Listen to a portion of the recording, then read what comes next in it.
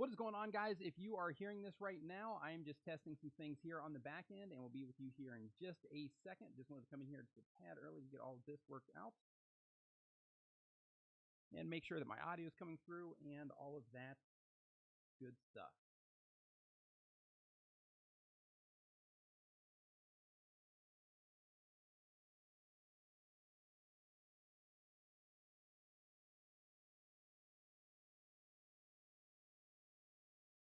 And from sounds of it, it sounds like my audio could use a little bit of a boost.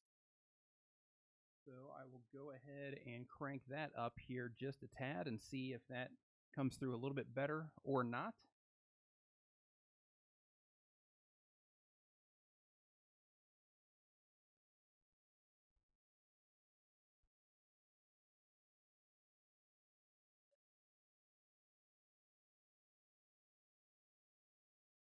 Okay, is that coming through a little bit better for you guys?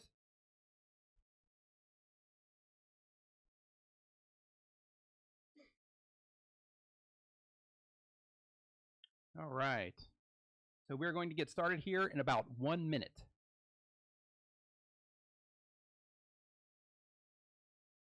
And on my end, this actually sounds like it's coming through a tad low.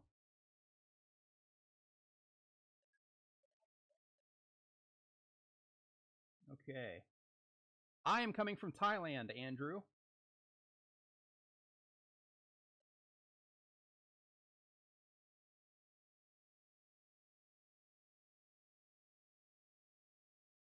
Yeah, where are you guys coming from?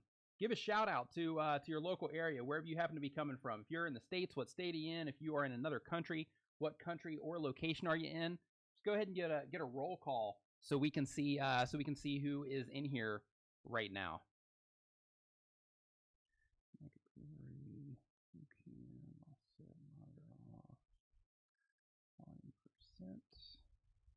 Okay, and we are cranking this up just a tad more so that we can see if we can get this audio worked out before we hit go on this puppy.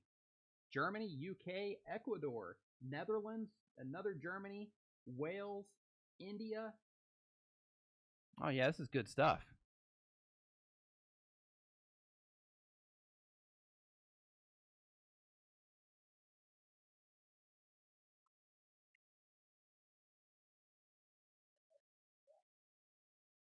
Yeah, all kinds of yeah, we got a nice Indonesia. Hey, that's kind of close to me. Ethiopia. Nice. Got a good crowd in here. You know what? I just thought of something that I think. 1 second.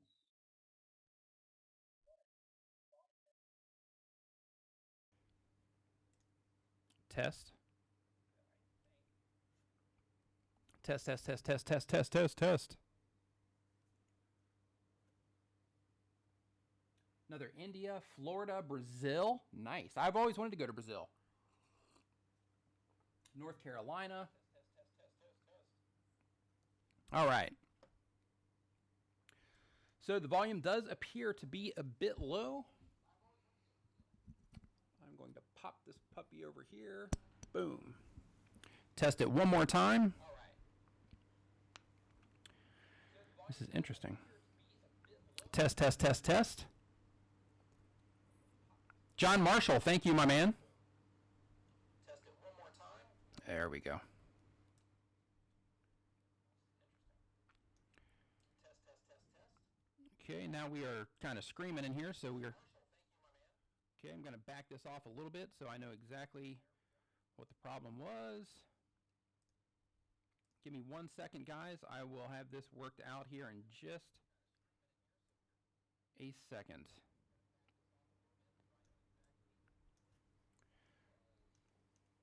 Okay, so we'll turn it down here.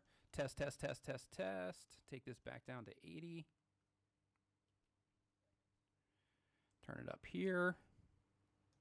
And it sounds like this might be the winner. How does this sound to you guys? Give me some feedback here. How's this sound?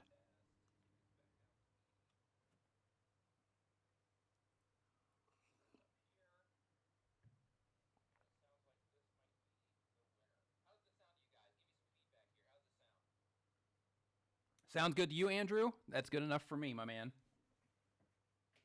Sounds great. Increase volume.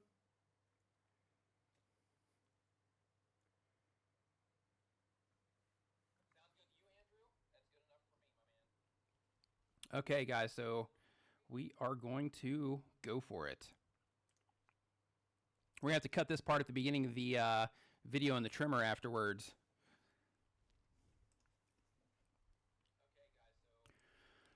What is going on? My name is Nick. Welcome to another TubeBuddy live stream. Today I'm your host. My name is Nick Nimmin, and I want to thank Phil and Andrew for letting me come on here and be in front of you guys for another awesome live stream. Today we are going to be talking about how to make your videos more professional, and I'm going to give it just a few minutes here and just talk to you guys a little bit before we actually get into the juice of this.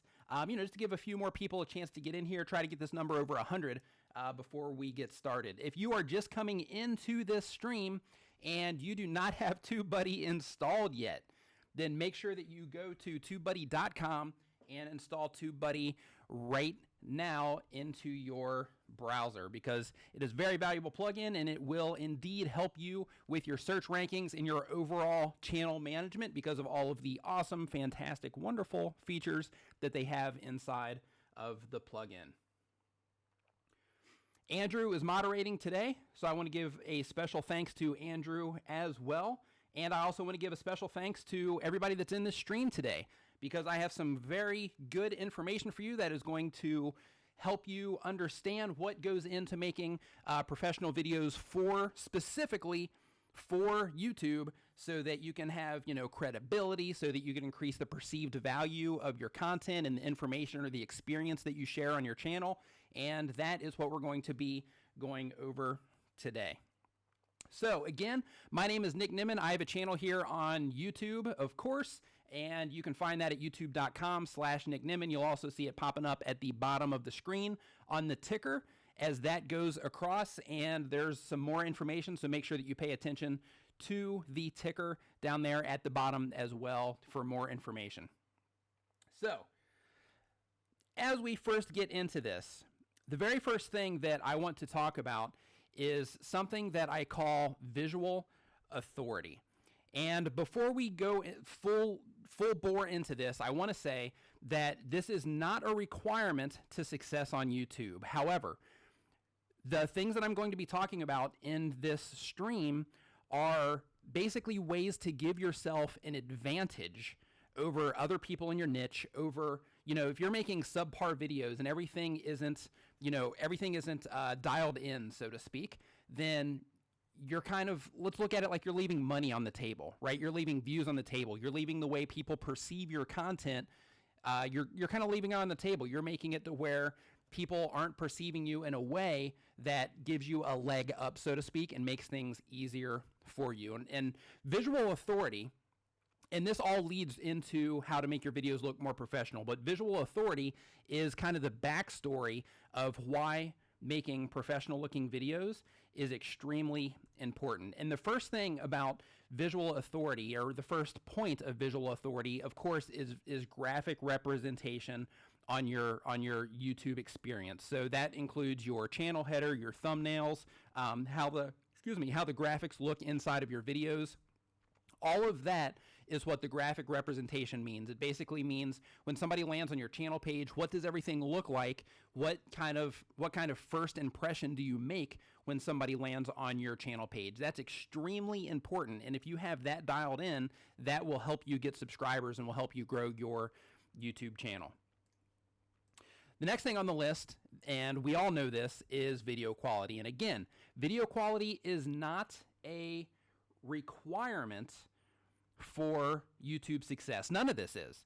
But if you are somebody that is trying to grow your channel over time and you're not an anomaly breakout channel, right? Because anomaly breakout channels don't happen, all of the time. The rest of us have to actually work over a long period of time to build our channels up. And that is what this is all about right here. But the second thing is video quality, and that is your optics of your camera that you're using. And you can be okay with a phone, but it is also the the way that you have everything set up, how you make everything look in your videos. If you're outside, the way that you're framing your shots, the way that you are, basically the way that you're doing all of the rest of the stuff that we're going to be covering in this video as far as making your videos look professional.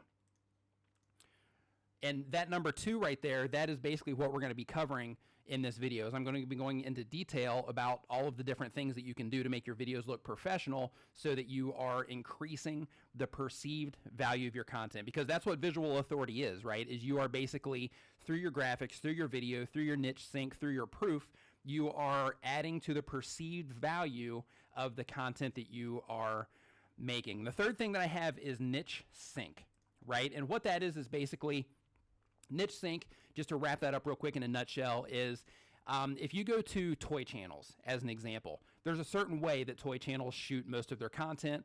There is a certain way that toy channels display their thumbnails. There's, certain, they try to make everything as colorful as they possibly can. They try to make everything pop. They try to make their videos as colorful as they can. They try to make their channel art as colorful as they can. They try to just really grab attention through the use of color, right? So in your niche, whatever that niche happens to be, and this also comes into video quality, or how to make your videos look professional, whatever your niche happens to be, having that niche sync. Now, I'm not saying necessarily that you have to copy other people in your niche, but if there is already a built-in expectation, then it's usually a good idea to hover within that expectation, at least when you're first starting out, until people start to know you and you start to gain traction, and then you can start making changes to maybe try to steer the niche another way, so to speak. But, when you're first starting out, it's important that people are able to identify your content as that particular niche for whatever type of content it is that you happen to be making. And the fourth one, of course, is the fourth element of visual authority, of course, is proof. It's what kind of proof do people see? If you're a fitness channel and you're making videos and you are not fit, then your message isn't congruent, right? Because you're telling people, hey, this is what you do to get fit, but you're not fit yourself. So you don't really have the proof in place for people to take you seriously and for that perceived value to really flourish, so to speak, because you are not in a physical condition to be making that type of video, unless you're making, a journey type of channel to where, hey, I'm starting out here and I'm going through this journey of getting fit, and you just happen to have, came into the channel while I'm somewhere in the middle. Now, as an example of this, I want to show you something here. Now, for me, because on my channel, I teach YouTubers to grow their channels, make videos, and all types of other YouTube-related stuff, right? So what I'm going to do right now is I'm going to give you an example of what I mean by your video quality, by your niche sync, and by your proof, right? Because the graphic representation, you can see that on my channel, but the other 3 elements, you can see that right here in this example. This first one, I shot this on my phone, and this is just a normal video, and I want you to answer, after I show you both of these 2 videos, I want you to answer, say, which one of these, as someone who teaches people how to make videos, as someone who, who stresses the importance of how things look as far as getting your foot in the door or getting people to notice you or something like that, let me know which one of these really makes a deeper impact and really matches the message that I share and message the niche that I'm in and the information that I'm sharing with the people that watch my videos. Okay, this one is shot from my phone. I'm actually going to move this up a tad so that it covers the whole screen so you can see exactly what I mean here.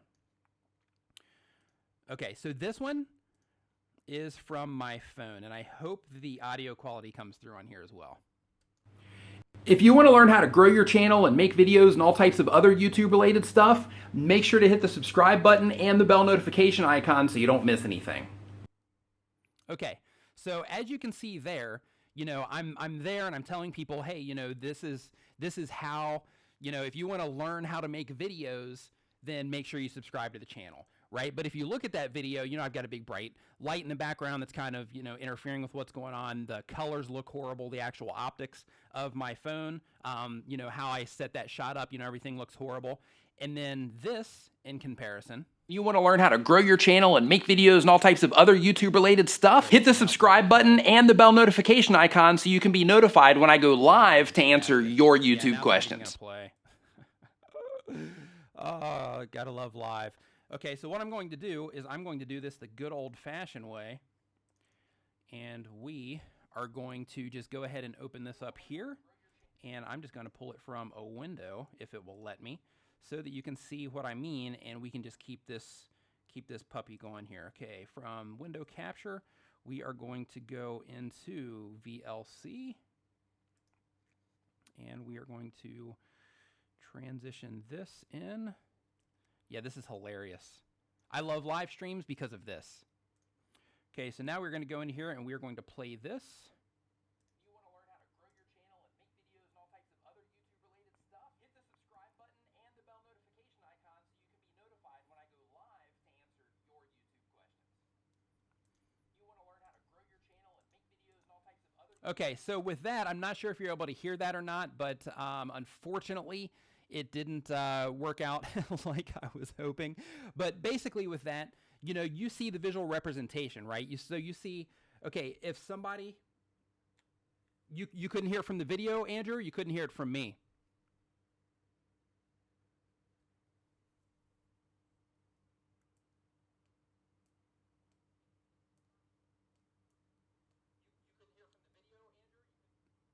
Okay.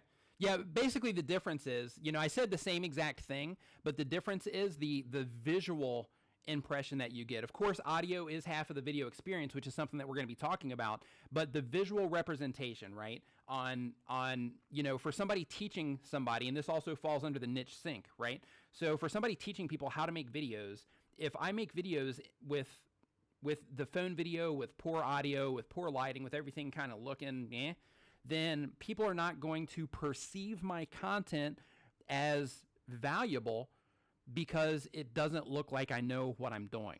So the same thing goes if you're doing fitness videos, if you're doing beauty videos, if you're doing, you know, toy stuff, you know, if you're doing reviews, whatever it is, you know, you want to make sure that you are accurately representing your content by, one, with your niche sync, two, proof of, you know, matching everything up or showing results if you have them, and three, you want to make sure that your video quality and your videos themselves look as professional as possible. And like I said before, this is not a prerequisite to YouTube success. There have been plenty of people that have succeeded on YouTube and they have subpar videos as far as the actual optics are concerned, but they're super entertaining people, or the information they share is amazing or something like that, and that allows them to get through over time. But what I'm talking about here is a way to actually give yourself a leg up, a way to actually, you know, give yourself an advantage on your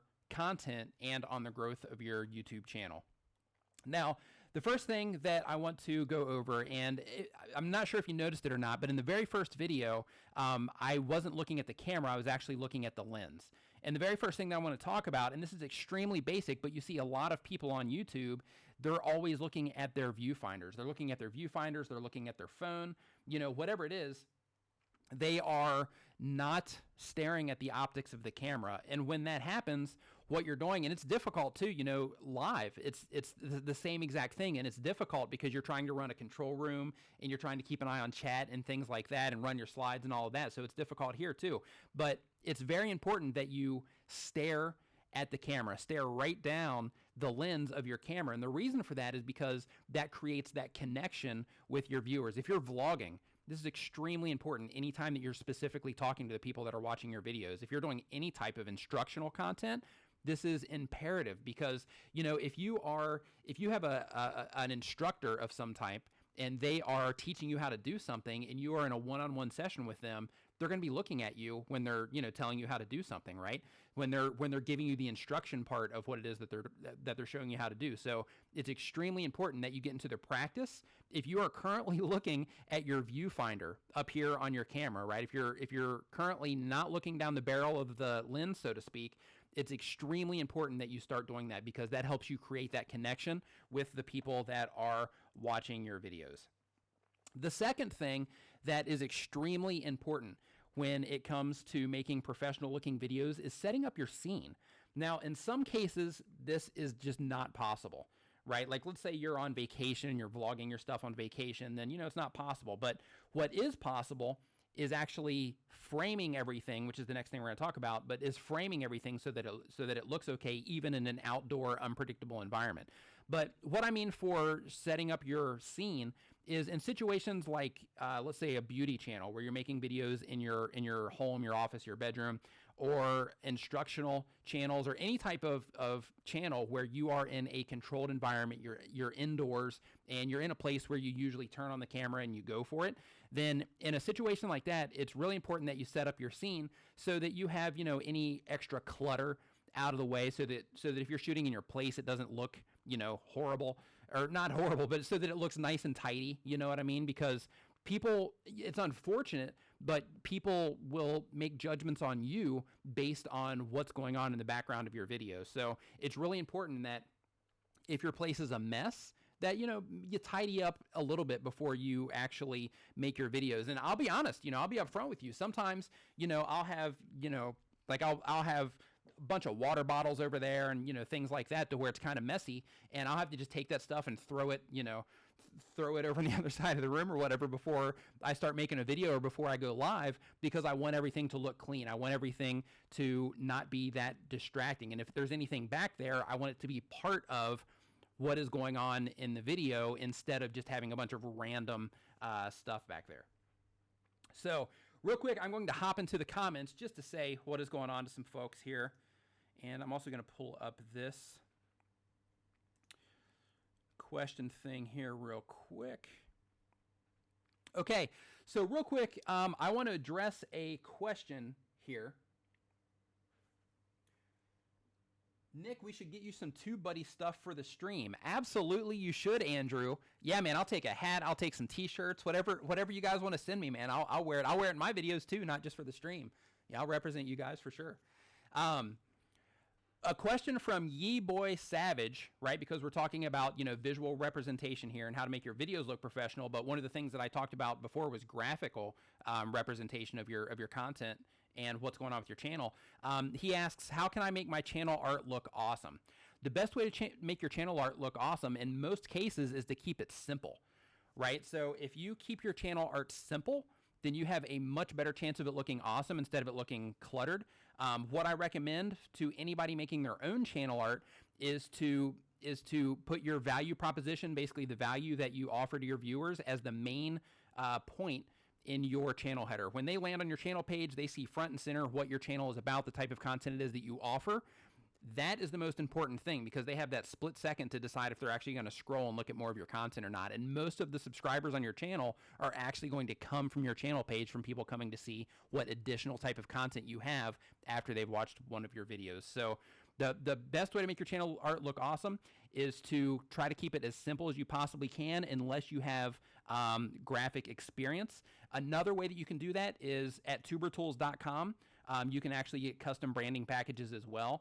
They're not cheap, but you can get custom branding packages. If TuberTools is too expensive for you, you can also go the cheap route, which is like Fiverr.com or something like that. The next question is from Cubing World. Is the Sony a6000 good for making videos? Yes, it is. A lot of people are actually making videos with that camera.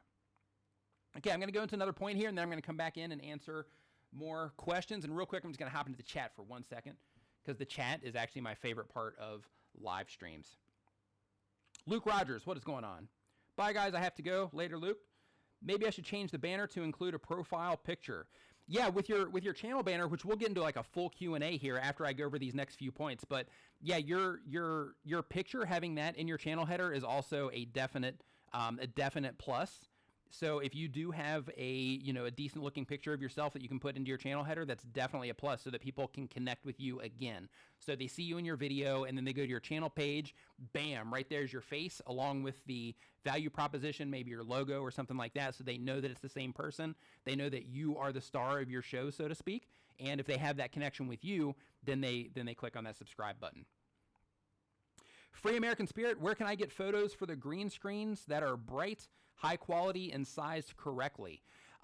Greg, there's actually, I'm not sure if you're aware of this or not, but Justin Brown of Primal Video, he actually just released a Green Screen Academy, and in there he actually teaches you. Just type in, I think it's the greenscreenacademy.com or the primalvideo.com/greenscreenacademy or something like that. You can Google for it. But in the Green Screen Academy, basically, he shows you how to shoot your own, and he has a bunch of them that are pre-made that you can download as well. You can also go to stock photo sites, and you can get green screen backgrounds there as well. But green screen is a hard thing to do if you don't know what you're doing. So, but yeah, his course is pretty awesome. I actually had a preview of it. Okay, so what's up? Is it better to upload original, live, or an edited version without the first minute of setting things up? Well, here's the thing. When you are going live and you are setting things up, and this is to answer the question here for, I'm not sure where that just went. Yeah, I'm not sure. There we go. For Zabo Moro. Basically, if you go live, you can just keep it. You can keep everything live, and then you can go into the YouTube editor after your live stream is over, and you can actually cut off the whole front part when you're setting everything up. So with permission, as long as they're cool with it, then I will, once this stream is over, because I had like a big setup period for this one. So once this stream is over, then I'll go in and I'll actually chop the front end off of this one as well. The next thing I want to talk about is framing your shot, right? As far as making your videos look professional, because basically if your shot isn't framed right, and if you're making vlogs or if you're making presentation style videos or beauty videos or whatever, but your framing is off and your camera is too low or it's too high, or or you're off to to one side too much, where you're way over here and you have all of this empty space going on, right? And you're just taking up this little tiny corner over here. Unless, I know a lot of gamers do this and tutorial people do this to where, they're showing the screen, but that's because they want you to see the screen. But if you're wanting people to look at you and see what it is that you are doing, then you want to try to fill up the screen as much as you can, right? So you don't have a bunch of dead space on your screen. And there's also something called the rule of thirds. Basically, with the rule of thirds, what that means is you divide your screen into 9 equal parts, right? And you want your eyes going along this top one, or, depending on what it is that you're shooting, if you're doing more artistic stuff, you can put it along the bottom as well. But basically, you want to put the most important things, your eyes usually, right along these lines here, right along the horizontal lines. And for the verticals, they basically give you an idea of where to position yourself, in the actual frame itself. So here you see that, I'm in the center, so everything looks nice and even and balanced. And if I go to one side and I put this right here on this eye, of course, because I'm a little far away, so it's a little difficult to do here.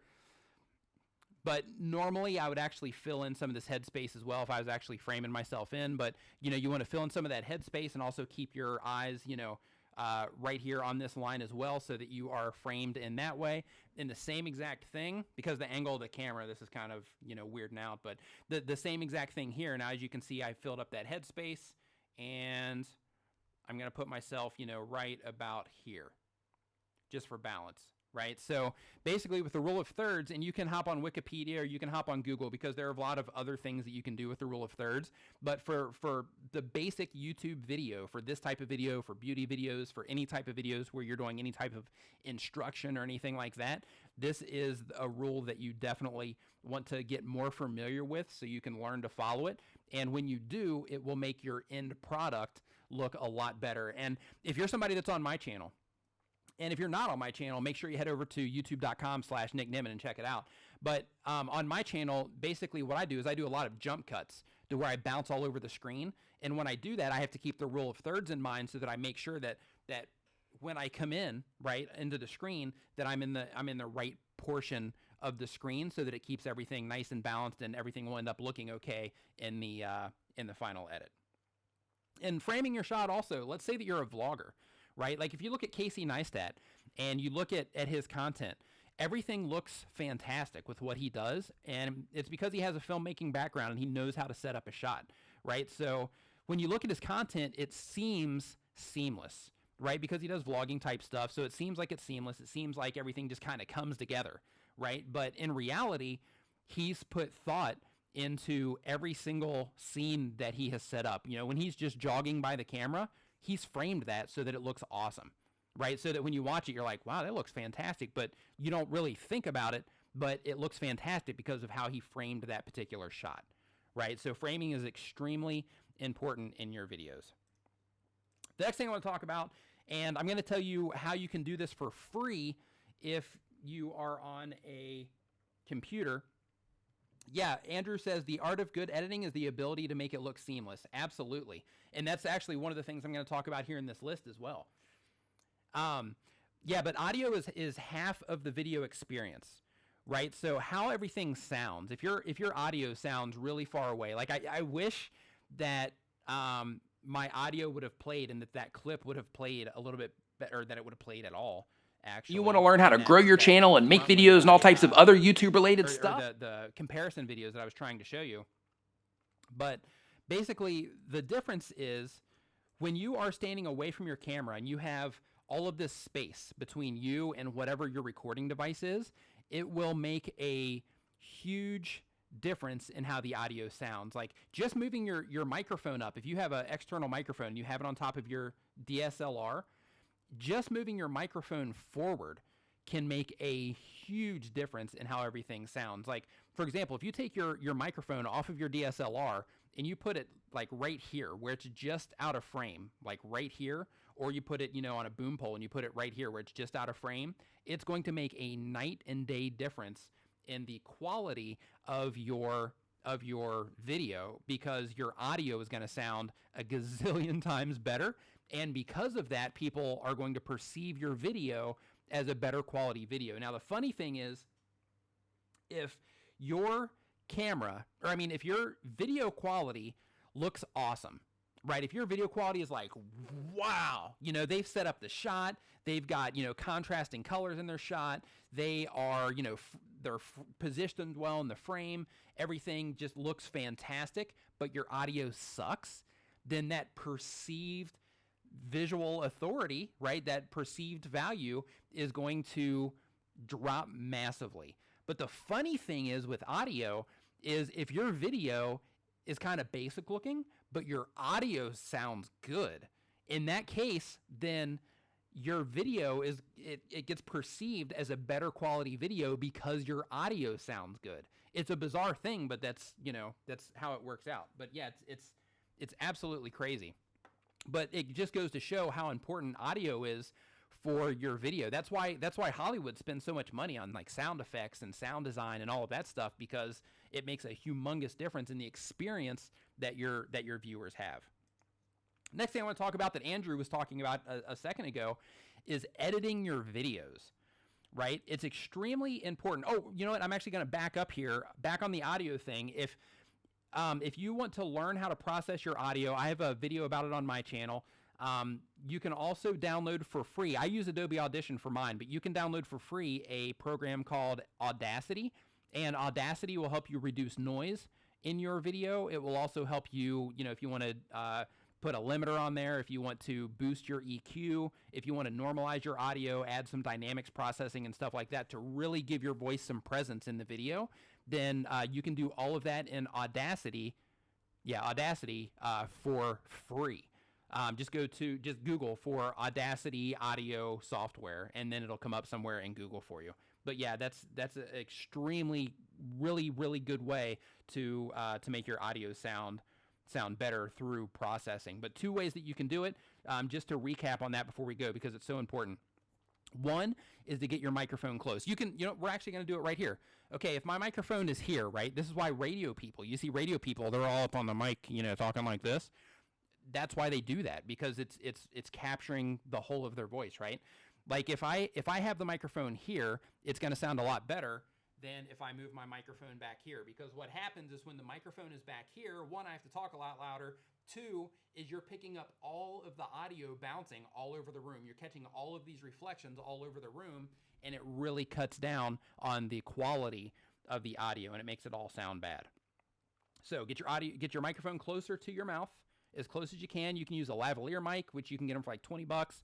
You can get actual, boom microphones and good mics. You can get a Rode Video Mic Pro really cheap. If you're making videos on your phone, you can get one of these, which is a Rode Video Mic Me. Basically, these can also massively improve the quality of your audio because it focuses in on your voice and cuts down on a lot of background noise.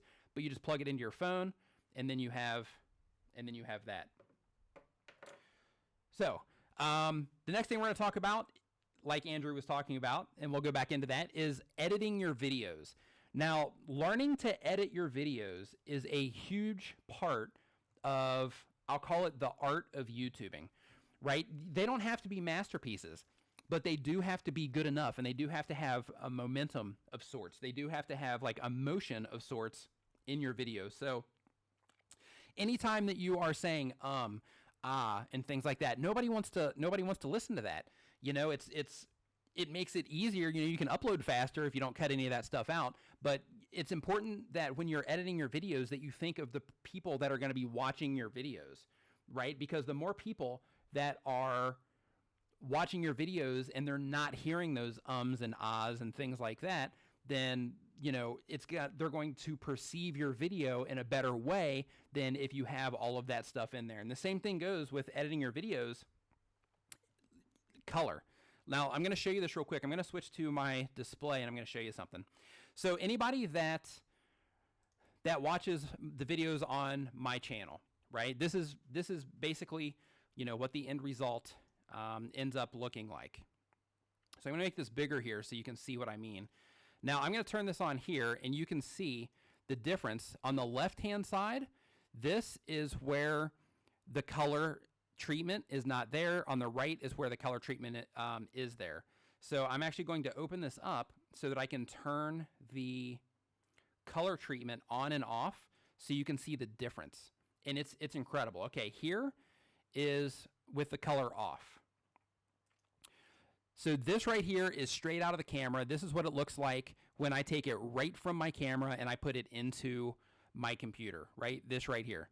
Now, what I do is I add color corrector to it just to make sure that my white balance is set, and I also add contrast and I add saturation to it, and I might add a little bit of fill or something like that. I have a plugin that I use called Magic Bullet Looks. I have a preset that I've made inside of Magic Bullet Looks to where I can apply that to pretty much all of my videos because I shoot in a controlled environment, and it kind of helps everything pop as well. But this is what it looks like straight out of the camera, and then this is what it looks like afterwards. So the colors are more rich, the blacks are more black, the color of my shirt pops out. I actually have a highlight in the center of the screen that covers me no matter if I'm in the center or if I'm on the left or the right.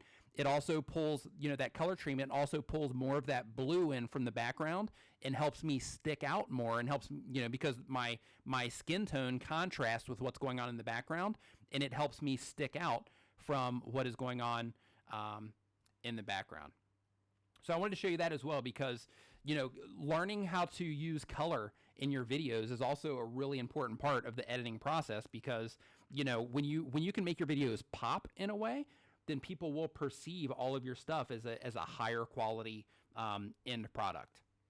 So the next thing that we are going to talk about here, and this also falls under editing, but I wanted to make it a separate thing because it's important, is one thing that you can do in addition to actually editing your videos for, cutting out ums and ahs and setting up your shots and all that stuff, is to use graphics or B-roll in your videos. And what B-roll is simply extra footage.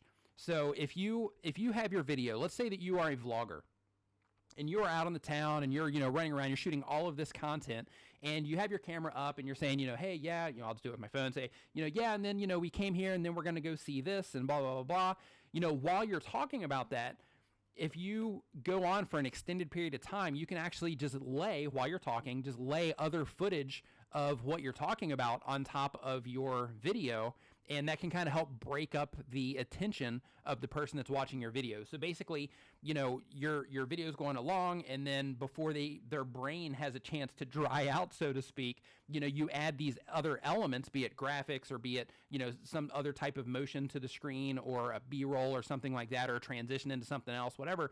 But you add these things to keep people interested, because we all know, I mean, there's no way around it. We all know that our attention spans are not what they used to be, so to speak, but they are, it's easy for us to get distracted. There's a lot of stuff to look at in the sidebar of YouTube. Sometimes we want to scroll down and look at the comments. Sometimes we just start looking around the screen. We're competing when we're making our videos. We're competing with the TV that's playing in the background. We're competing with, somebody else, our roommate or our significant other or our friend or somebody else that might be hanging out in the other room. When we're watching a video, or when a viewer's watching a video, we're competing with all of that stuff, the other people that might be there and the other things that might be going on in their household. So keeping everything moving and having other things pop up on the screen from time to time and things like that to help illustrate your idea can really make a huge difference on, making your video look professional, or that perceived value in your video. The next thing here, and this is the most important thing, and this is actually planning your video.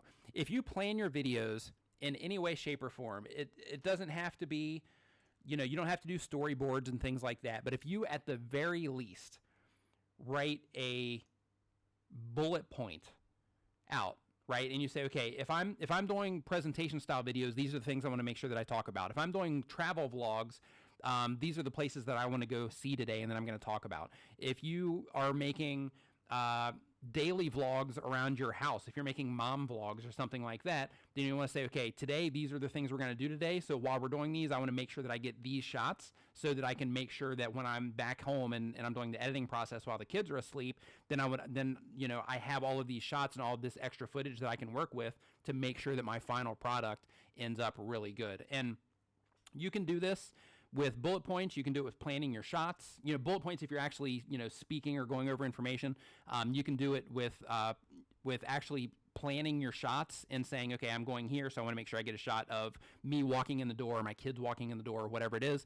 And for the scripting, you can even write out a full script if you're doing presentation style stuff. Personally, if you know the information, it helps everything go a lot smoother if you just run off of bullet points. But if you don't know, if you're not as versed in the information, then running off a script is probably going to be your best bet if you want to make sure that you get everything and get it all taken care of. So with that, we are going to go into the Q&A portion of this live stream. And real quick, I'm going to hop in the chat here. And, ooh, it looks like my battery's getting ready to die on that. So I'm going to go ahead and pull it up here to be on the safe side to make sure that I have it. So go ahead and start dropping those questions. Andrew has dropped the link. Looks like we have 31 questions in here. Andrew has dropped the link to the Google Doc where we are adding questions in here to address. So I am going to start looking in that Google Doc, and we are going to start cranking out these questions here. So real quick, guys, have you guys? You might not have noticed this, but if you don't know this already, YouTube has rolled out officially, and I'm actually going to pull this up on my display real quick. If you don't know this already, YouTube has officially rolled out their new layout. If you go to youtube.com/new, then you can get the new YouTube layout, which also has a dark mode, which is what I use here, which is what I decided to go with because I just like how it looks. But yeah, YouTube basically rolled out their new layout, and you can get that by going to youtube.com/new. Now, okay, pull this up, and then we make sure everything is going there. Okay, so first I'm going to go into the chat real quick just to say what is going on, and then we are going to go into the questions. So,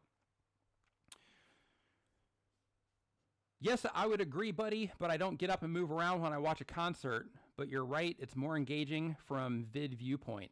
Okay, Wise World. If you are making concert videos and you are just doing tripod stuff, that's cool. But if you have the ability to get other shots that you can mix in, if you have a friend that goes to the concert with you and they can just get a few different angles for you, you know, while they're walking around, just things that you can mix into your shot, that can also make a really big difference, as long as, you know, they have a steady hand and they can get everything, you know, looking good on their end as well, so that you can mix it in your edit.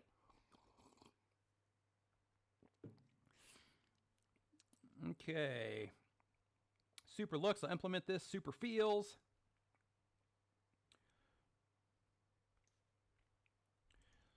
Okay, do a check on that. Okay, that is good. All right, guys, so now I'm going to go into the thing here and answer questions. Okay. Question from Technicality is, what text or transition plugins for Final Cut Pro or Premiere do you recommend to make your videos look good? For transition plugins, I mean, you can just use what's built into Premiere. I also have some stuff at TuberTools, some transitions that you can get there. You can use those in Final Cut Pro, Premiere, Cyberlink Power Director, Sony Vegas, all of those. But the built-in features in most all video editing software, they have transitions that you can use built in to almost every video software that's out there. The next question, let's see here. Okay, this is from Trivia. And Trivia asks, I just started my channel and I have plans to upload at least one video per day. How long might it take for my videos to start getting noticed? The answer to that question is, it depends on what your distribution strategy is for those videos. Are you sharing them somewhere? Are you buying ads to get exposure? Are you, do you already have an understanding of SEO so that you can go ahead and get your videos placed right? You know, you can't, it's impossible to say, okay, I'm going to upload a video today, and then it's my very first video, and by tomorrow or by this time next week, I'm going to have X amount of views, because there's so many different variables involved, and it depends on what it is that you do yourself. You know what I mean? So as far as the work that you do to actually get your content out there. So to answer that question, there's way too many variables involved to even give a rough estimate on that. I want to give a shout out real quick to Free American Spirit, guys. His name is Greg. Really cool guy. He's in my streams a lot. Real interactive on my channel. I've actually done some design work for him. He's a really good guy. I've talked to him a lot on Facebook. Really good guy. So give a shout out there to Free American Spirit. Okay, next question here is, okay, this question is from, nope, it just says subscribed. Awesome, welcome aboard. And guys, real quick, I want to go ahead and say that too. If you are not already subscribed to TubeBuddy, if you are just coming into this live stream right now, we are just now sliding into the question and answer portion of this video. Steve Bumpercam, what is going on? Nice to see you in here, my man. Dark Horse, nice to see you in here too, buddy. But if you are not already subscribed to TubeBuddy, make sure that you click on the subscribe button right now, because they have educators like myself on here. They have Owen Himsath on here. They have Brian G. Johnson on here, Roberto Blake. I mean, it is just tons and tons of knowledge. And they are also creeping up on 100,000 subscribers, and they're doing an awesome giveaway. So when you get the chance after this stream is over, or even right now, because you're going to stay in the channel, head to Andrew's video that he put up, the last video about the TubeBuddy 100,000 subscriber giveaway. They're giving away 100 prizes that are over $6,500, I believe. That includes 2 tickets to VidCon. So if you have not watched that video yet, make sure that you watch that video to be a part of their giveaway. Yeah, and if you are not subscribed to TubeBuddy, make sure you hit that subscribe button right now so that you don't miss anything coming up in the future, because they're really doing everything they can to help you guys grow your channels. And that's not just with their plugin, because their plugin is awesome. But in addition to that, they're having us come on here and share even more knowledge with you guys to basically help you in any way they can to help you learn how to grow your channels.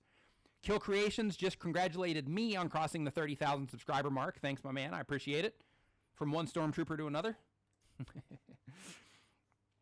Okay, from Telugu, let's see here, from Telugu Tech Tools, the question is, which software is best to edit YouTube videos, please tell, I think you will reply to me. Absolutely, I will reply to you, and my reply to you is, it depends on your budget. You can use free software like HitFilm Extra or DaVinci Resolve or Lightworks as an example, or you can go with a mid-level software like Adobe Premiere Elements or Cyberlink Power Director, or you can go like full bore, so to speak, and go with Adobe Premiere, which is fantastic software. I use Adobe Premiere for client projects, and I use Sony Vegas for my projects. So both of those are fantastic software. You can see on my channel the things that I do, and on my training channel, Nick Nimmin, and on my other channel, All Our Questions. You can see on both of those, what I can do with Sony Vegas. So Sony is an awesome software, and I highly recommend them. But personally, because I'm getting more and more familiar with Premiere, I'm in the transition of asking, or not asking, what I'm talking about. I'm in the transition of moving into Premiere, so that I can use the software that is within the realm of everything else that I use, because I use Adobe Photoshop, I use Adobe Audition, I use Lightroom. What else do I have on here? Yeah, and I already use Premiere for client projects, so I'm just not as fast. So I don't make my videos with it, but I'm moving everything over to that. So Adobe Premiere is awesome software. Yeah, Andrew uses Adobe Premiere. I know a ton of people that use Adobe Premiere. That's actually why I do it for my client videos, because I actually have clients that want the actual source files after I'm done with the edit, and they use Premiere. So I was like, okay, well, then in that case, I got to start using Premiere for them. Okay. IT series. The question here is, I'm a new YouTuber. I upload some videos, but my channel views and subscribe are very, very low. If your channel views and subscribe are very low and you're uploading some videos, then that means that, one, you need more to learn, or that you have more to learn.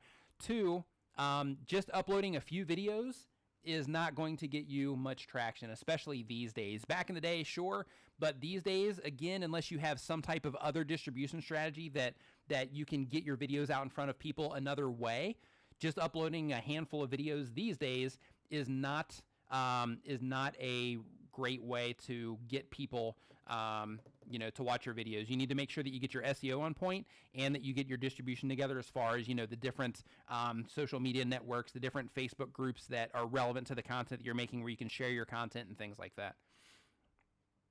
Okay. The next one is Mr. Harry Britt. What is going on? I've actually talked to Mr. Harry Britt a bit. Mr. Harry Britt, actually, if I remember right, he just recently crossed 11K or 12K subscribers. Congratulations on that, my friend.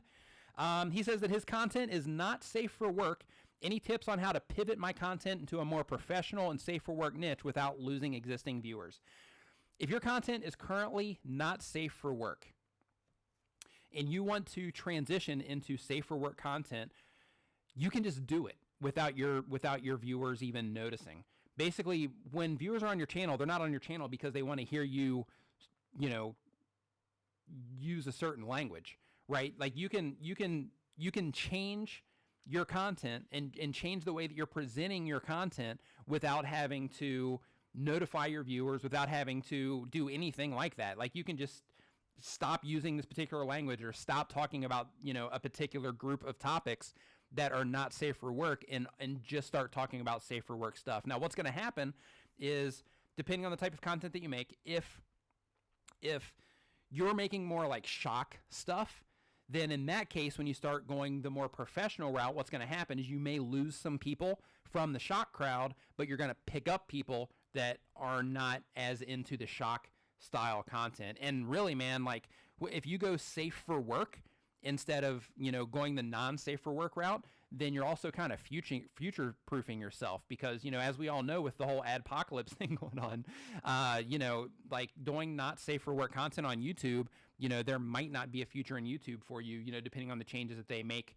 over time. Because I'm sure that the restrictions are probably going to get a little bit tighter before they get looser. Okay, Nick, I have a cubing channel where I do stuff like unboxing new puzzles, reviewing them, and other puzzle-related stuff. I upload 1 to 2 times a week, but I hardly get any views. Any strong tips for me?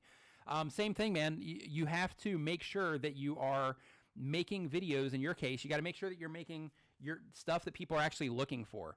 So let's say, for example, that you are making unboxing videos, right? You have to make sure that you're unboxing things that people are actually searching for to see unboxed, right?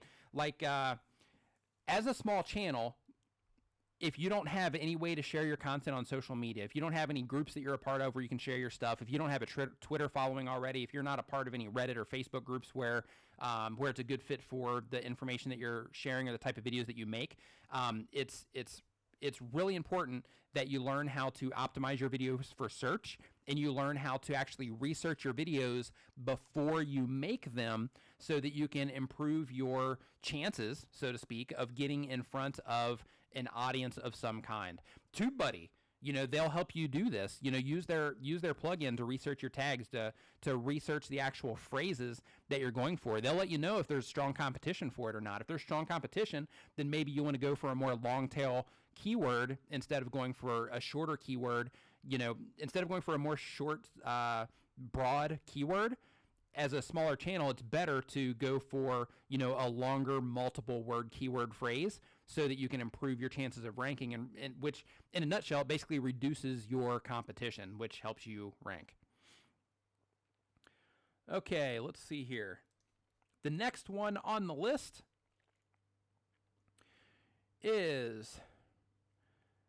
Okay, I'm going to skip that one because I don't know how much they are in Algeria. Mob Hacker says, how are you? I'm doing fantastic, Mob Hacker. Thank you very much.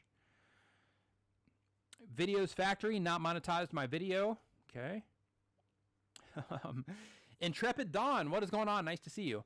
Okay, Nick, on the topic of video polish, what can gaming channels specifically do to focus on this? I've started making cinematics that lead into the gameplay, and it's helped tremendously in terms of sub rate. Okay, any gamers that are watching this right now, pay attention to that.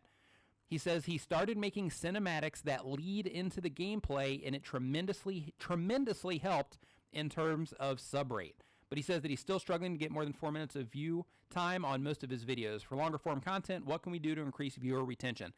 Same thing applies. Okay, in your case, making gaming videos, break up the scene. Break your game up into segments, right? So if you're making videos where you're actually editing your gaming videos, then you can do a, from this part in the game to this part in the game. And then, make a graphic that pops up on the screen that transitions you into the next part of the game. Okay, now we're going to go from this part of the game to this part of the game. I'm going to show you 5 different things in this particular game. I'm going to tell you 5 different ways to beat this particular, these particular things in the game. You know what I mean? And by doing that, that gives you the ability to either add more cinematics in between each section, or just to section off the individual parts. So yeah, I saw somebody mentioning the lag is giving them headache. I guess it's kind of not pushing through fantastically. I apologize for that. I can actually, no, you know what? I can't make that adjustment here while it's live. I don't think. Maybe I can. Nope, can't do it. Okay. All right, the next one on here. Let's see here. Can't wait to upgrade my account this week. We'll document how much of a difference it makes, says Obi's Cookies.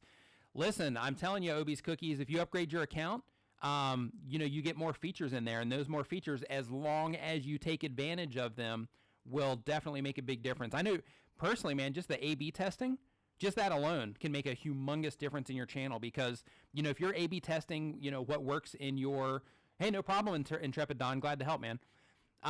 But back on Obi's Cookies, considering the TubeBuddy upgrade, just the A/B testing by itself, right? If you're using TubeBuddy and you are A/B testing your thumbnails, and basically I've been talking about this a lot, so I actually have these handy, ironically.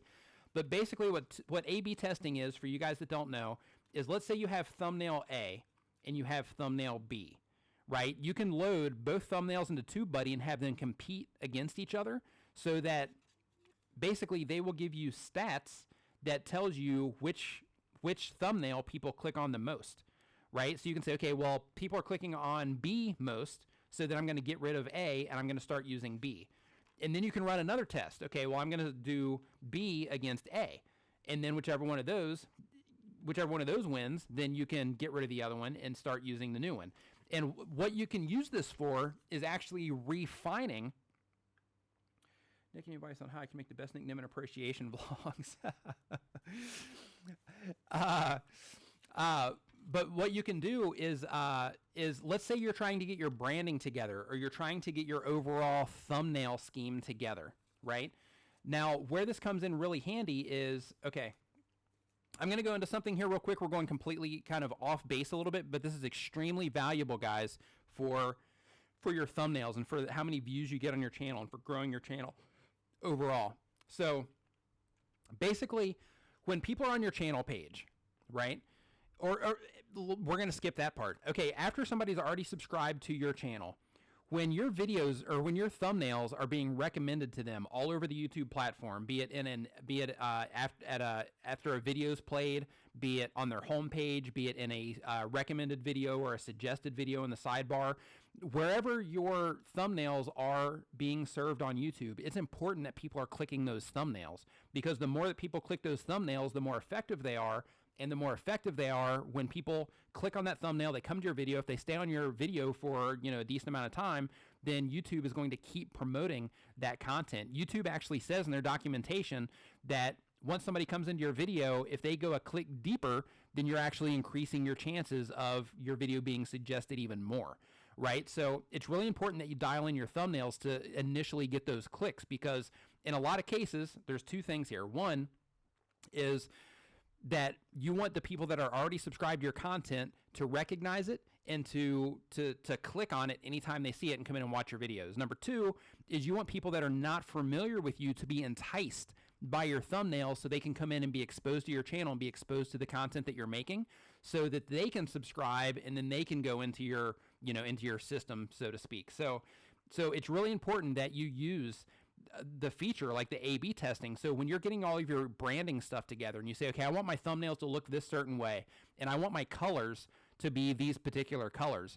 Well, you can run, before you go and change everything, you can run these A/B tests on if you don't change any of the description, you don't change the title or anything else, and you strictly run it on your thumbnails, then you can dial in, okay, well, I've tested on 4 different videos this particular color scheme, and on all 4 of those videos, this particular color scheme will say thumbnail B. On all 4 videos, thumbnail B, the color scheme in thumbnail B has 1. So that tells me that color B, the style, the colors, everything that I'm doing with thumbnail B is going to get more clicks, right? And once you figure that out, once you run that test on a handful of different videos, then that tells you that you can run with that, that you can use that in your branding, that you can use all of those colors in your branding, that you can use, the particular, font styles and text styles. You can use your face or not use your face, or, whatever it is that ends up generating the end result for you that you're after. So upgrading your TubeBuddy account just for the sake of A/B testing is totally worth it, and it can make a humongous difference on your channel. And the same thing applies. You can A/B test your descriptions, you can A/B test your titles, you can A/B test your thumbnails, you can A/B test your tags, all of it, right? The only thing you can't A/B test is the actual video itself, unfortunately. But as far as, getting that stuff together and dialing that in, it's extremely, extremely important.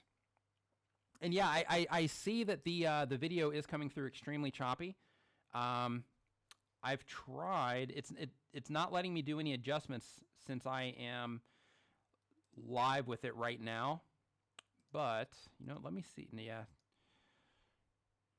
See your audio bit rate. I'm actually going to drop the bit rate here and see if this makes a difference, and hopefully it doesn't break everything. So my quality might take a dive here, but this might help everything feed through a little bit better. So we'll see. We'll move around here a little bit. Finball says, "Man, I wish TubeBuddy was a part of my life for the last 4 years. So helpful. Thank you." Yeah, it really does make a huge difference. Yeah, and I see what you mean on the video. It is like super choppy. Holy moly. Okay, I'm going to actually drop this down even more.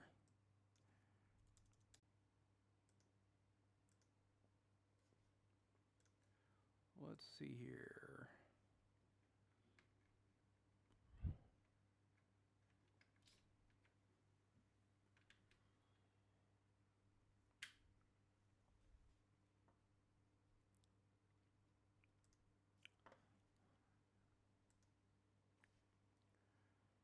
That is not good.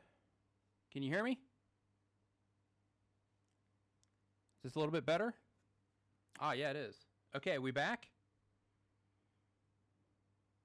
All right, I think we're back. Are we back in business? We are back in business. All right, fantastic. Okay, so, it's still kind of choppy though. Woo. All right. So let's see here. Now I'm going to go back into another question here.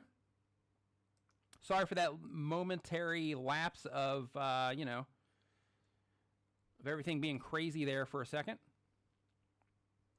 Okay. Let's see here. Okay, Life Effects asks, the content is video effects software tutorials. Any ideas to make that specific content look better and professional and stand out to the crowd? If you're doing video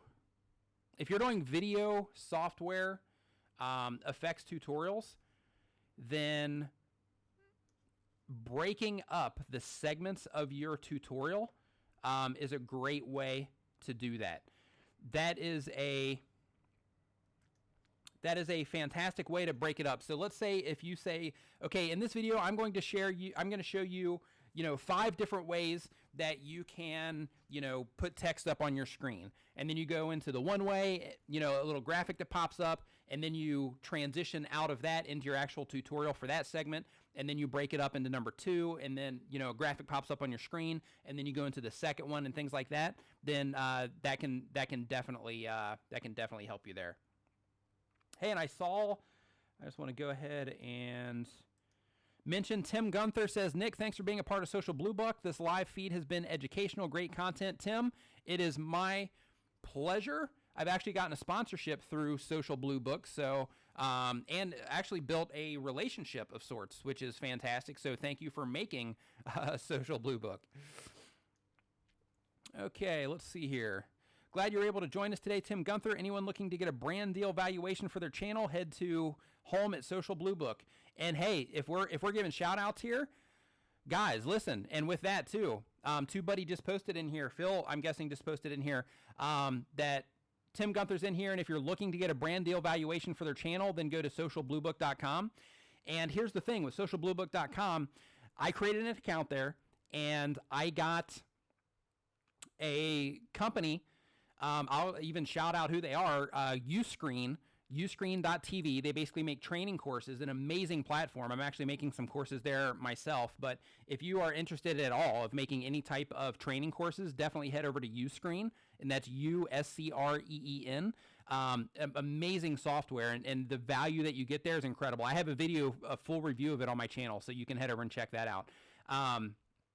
But all I did was I just had an account over at Social Blue Book, and what happened is they contacted me through Social Blue Book, and we got the whole ball rolling through Social Blue Book. So it is a great platform, and I personally vouch for them because they have definitely put some money in my pocket as well, just for having an account on the platform. Basically, you have an account in there, and then you add whatever social accounts that you have, your YouTube channel, your Twitter, your Instagram, however many other YouTube channels you have or whatever, and then they give you a valuation based on what you should charge brands. Because a lot of times, as content creators, we don't know what to charge. We don't know what our content is worth. So it's an excellent service that they offer over there. Average Dan, what is going on? Nice to see you in here, my man.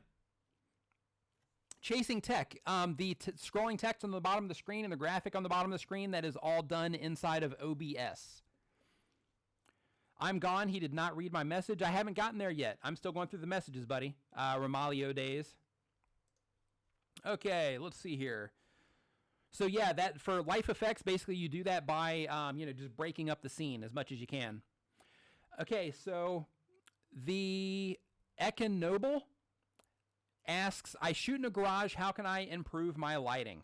Okay, one way that you can improve your lighting if you're shooting in a garage is to turn off, for anybody, for any type of videos that you're making, for whatever type of content that you have, one way that you can improve the lighting on your channel or in your videos is to turn off your overhead lights, because what your overhead lights do is they cast a shadow, right? They make your eyes real deep and they make everything look kind of funny. But if you're shooting in a garage and you get a can light, and what I mean by a can light is if you look back here, let's see here, I don't know, let me get my thing here. If you look back here, you're going to see my blue lights back there, and you're going to see the black cans right here. I have 2 black cans back there, and they project the blue light onto the curtain. And basically all those they're just domes with a colored light bulb in them, right? Super low budget. That whole setup cost me maybe, I don't know, $20, $30. And what you can do is you can get a daylight balanced bulb. This is extremely important for making your videos look good, guys. You get a daylight balanced bulb, which basically it's a cool daylight bulb. It's around 6,000 K on the Kelvin scale, which is basically a scale they use to gauge the color of light. And you put a daylight balanced bulb inside of one of those cans, and you put it on a stand or you set it somewhere or whatever, but you put it in front of you so that it's projecting onto you. And you know what? Here, I'll do this. This, pardon the blast here, but this is a can light, right? This is another one, and I use this to light up the webcam. So basically what I did with this, and it's going to be super blowing me out here, but what I did with this is I cut a t-shirt in half. This is extremely low budget. I cut a t-shirt in half, and then I just wrapped that t-shirt around this. Now keep in mind, this is a very, this bulb is not hot at all, right? So because of that, I was able to do that. But if you're using a hotter bulb, do not do that because you will catch it on fire. So don't try that at home, folks. But you will catch that on fire if you're using a hot bulb. But as long as you're not using a really hot bulb, then that will totally take care of your lighting, and it's super, super cheap. Okay, real quick, guys, if you are coming into the chat right now, we are talking about how to make your videos look more professional. We are talking about general YouTube stuff on, how to improve your videos, how to, get your message out there, whatever it is. That's what we're talking about right now. So if you have any questions, go ahead and add them to the document as we work through that document. We've got Andrew in here that is moderating the chat. We have Phil in here, under the name TubeBuddy. And I want to thank them for letting me on the channel. We have Tim Gunther in here from Social Blue Book. And, it's like star-studded in here, with these guys. Okay, so the next question, now that we've got the how to improve the lighting, what is the better practice, an intro or outro, asks Arts Rewind. Okay, when you are considering intros and outros, first, with an intro, you are branding yourself, right? If you're talking about graphical intros. With a graphic, you are branding yourself.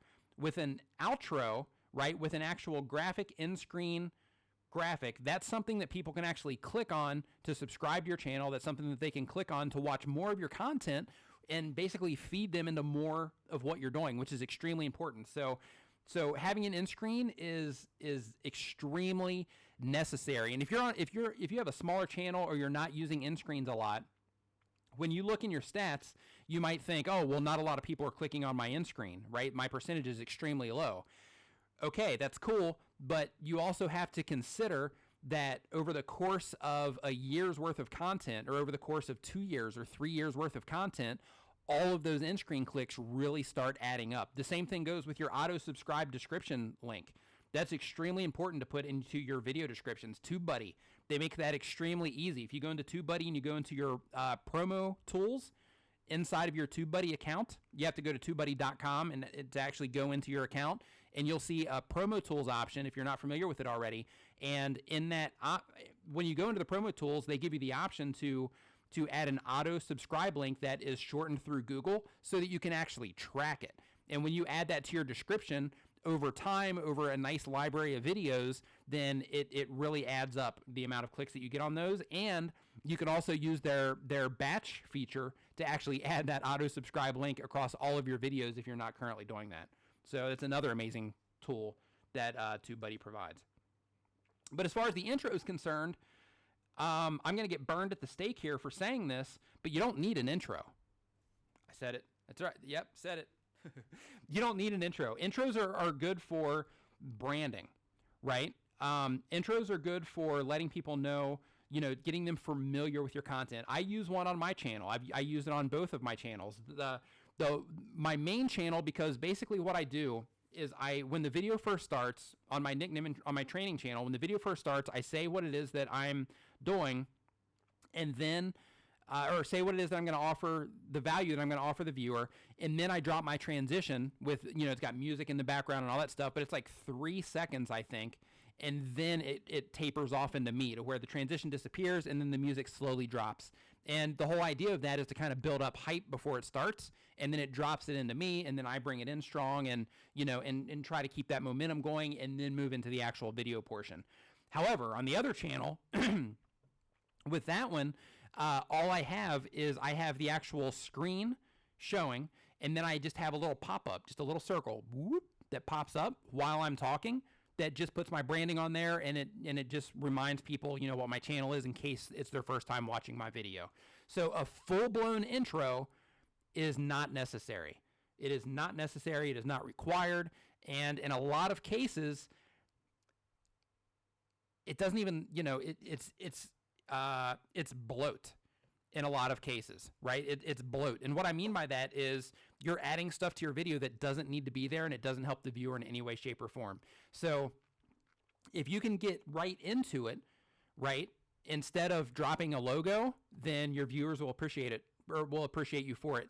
And another thing that's extremely important, and this also falls under making your videos look professional, is if you do use an intro, please do not start your video with an intro, because when you start your video with an intro and somebody has to sit through a 5-second, or if you're really out of control, like a 7 or 10-second intro, you're going to lose a ton of potential viewers while they're waiting for that intro to end. And you don't want that to happen. You want to start the whole thing with value, and then if you're going to use an intro, you want to drop your intro after that. So you want to show them, if you're doing vlogs, then you want to show them, hey, this is the stuff that's going to be happening in this vlog. If you are sharing information, then you want to say, this is the information that I'm going to share with you. And then, right after this is the information I'm going to share with you right after this.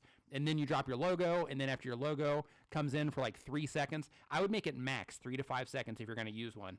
But after you're done with your logo, then move on with it. Yeah, Brian Dean is using intros for sure. I use intros on mine too. All of us do. I think Roberto Blake does not use intros, but Video Influencers uses intros. Daryl Eves uses intros. Tim Schmoyer uses intros.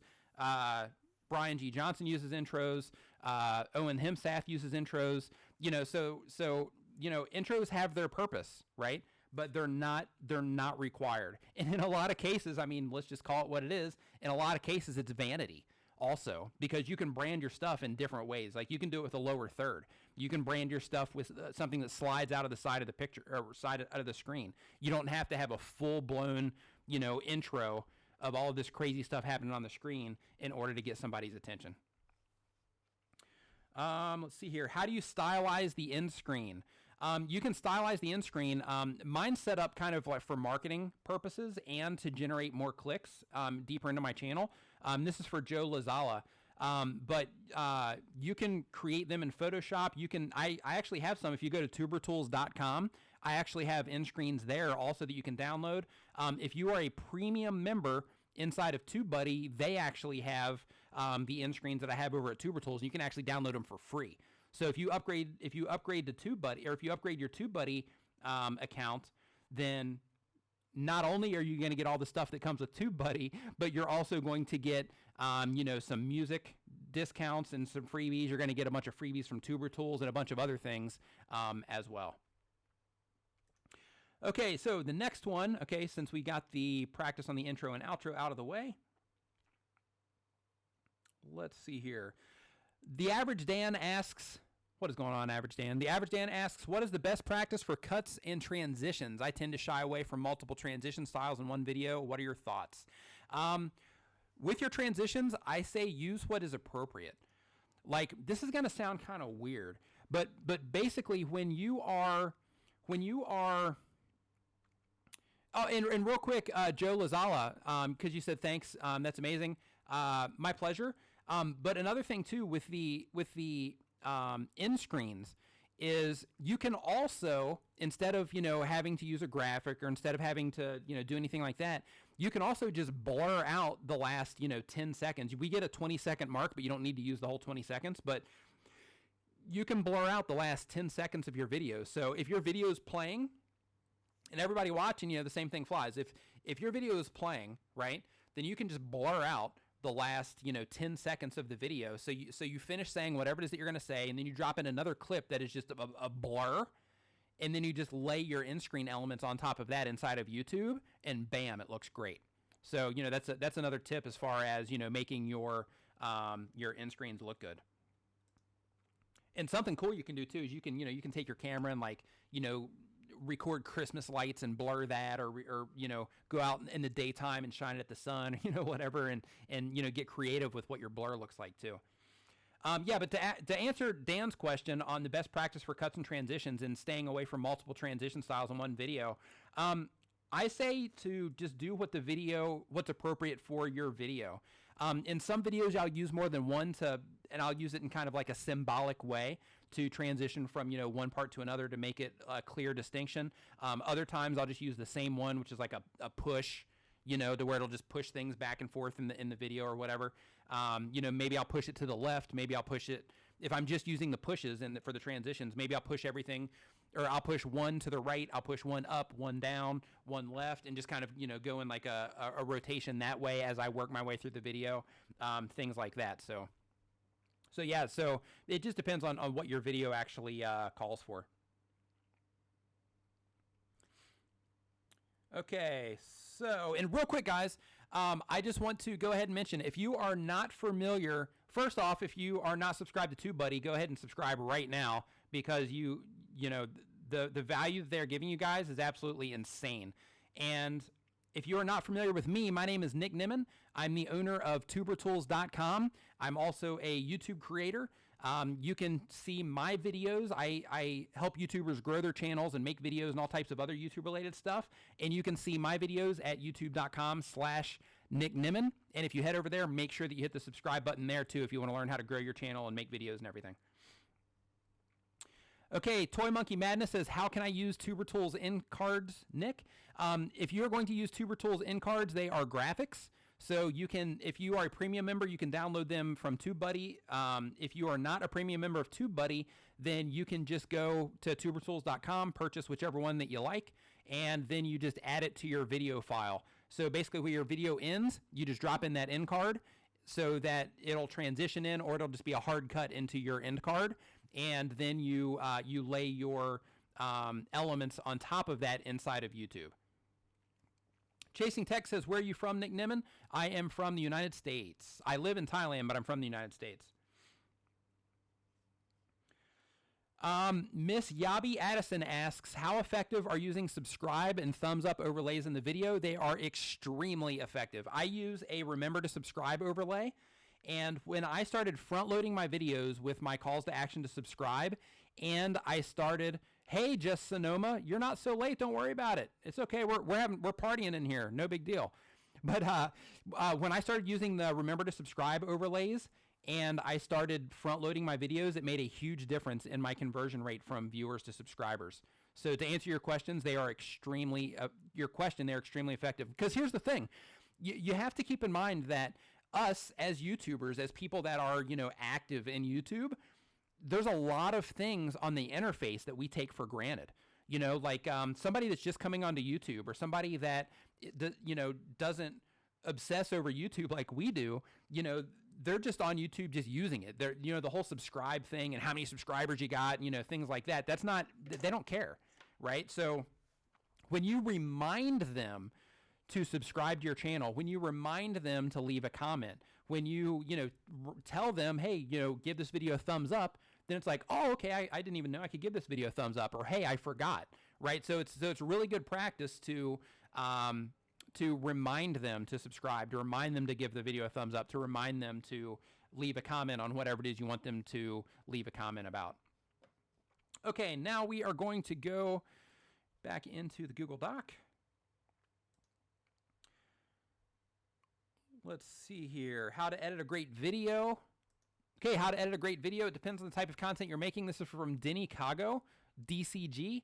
To edit a great video, basically, editing a great video comes down to the actual stuff that you have to work with, the actual clips that you have to work with. So if you're doing presentation style stuff, structuring your presentation in a way that you are basically keeping your edit in mind when you are doing your presentation can make a huge difference on the end product of your video. If you're doing vlogs, same exact thing. The more clips that you have to work with, the better off your end product is going to be. And the more planning that you put into it, the better off your end product is going to be, because you're going to have these particular shots that you know that you're going to use for this particular thing.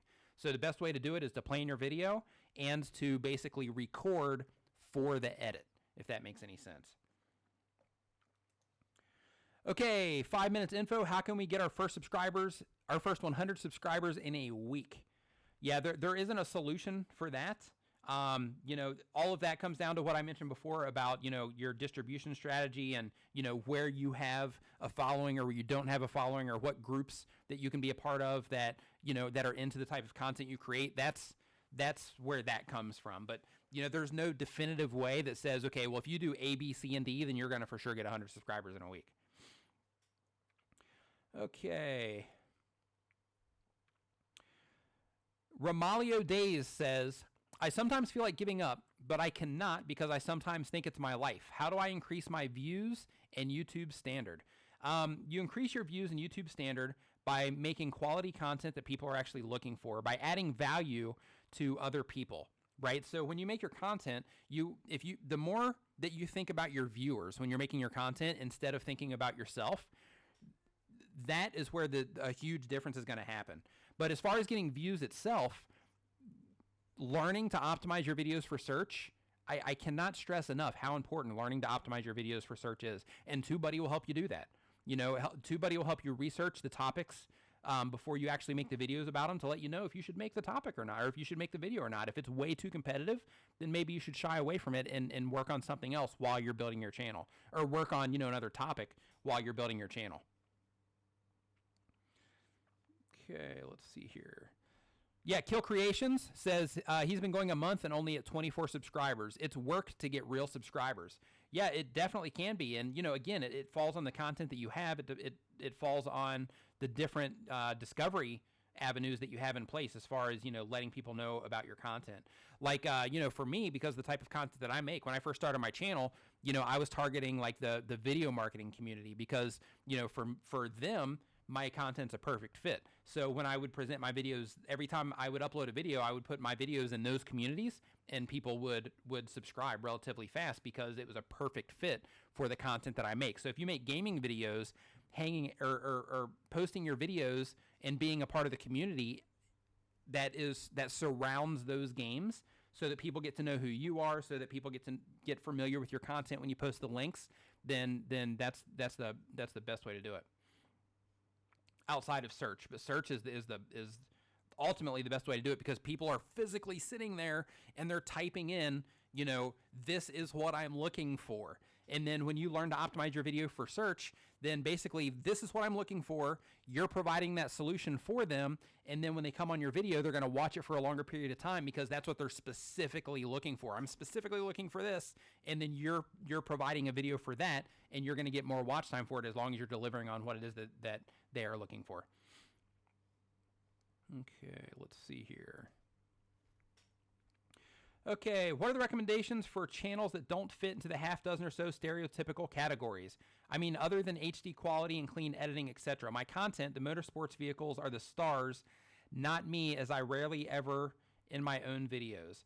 Okay, so if your content is basically about cars, right, and this is for anything with an engine media, if you're basically just doing videos of cars, then in that case, if you're talking about, what should you do to actually grow your channel or how to edit, I'm not sure which question you're asking there, so I'll address both. Basically, edit your videos in a cool way.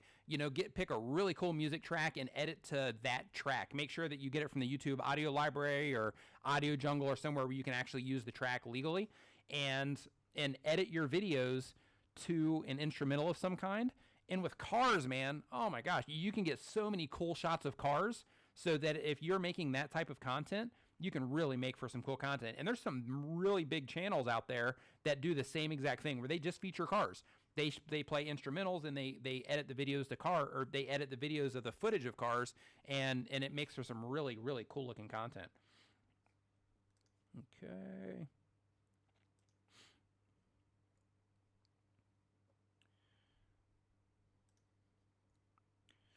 Tech PK says, I want to ask that today I had made a video which is animated for the bell button and the subscribe button intro with my voice, as same as intro of Technical Guru of India.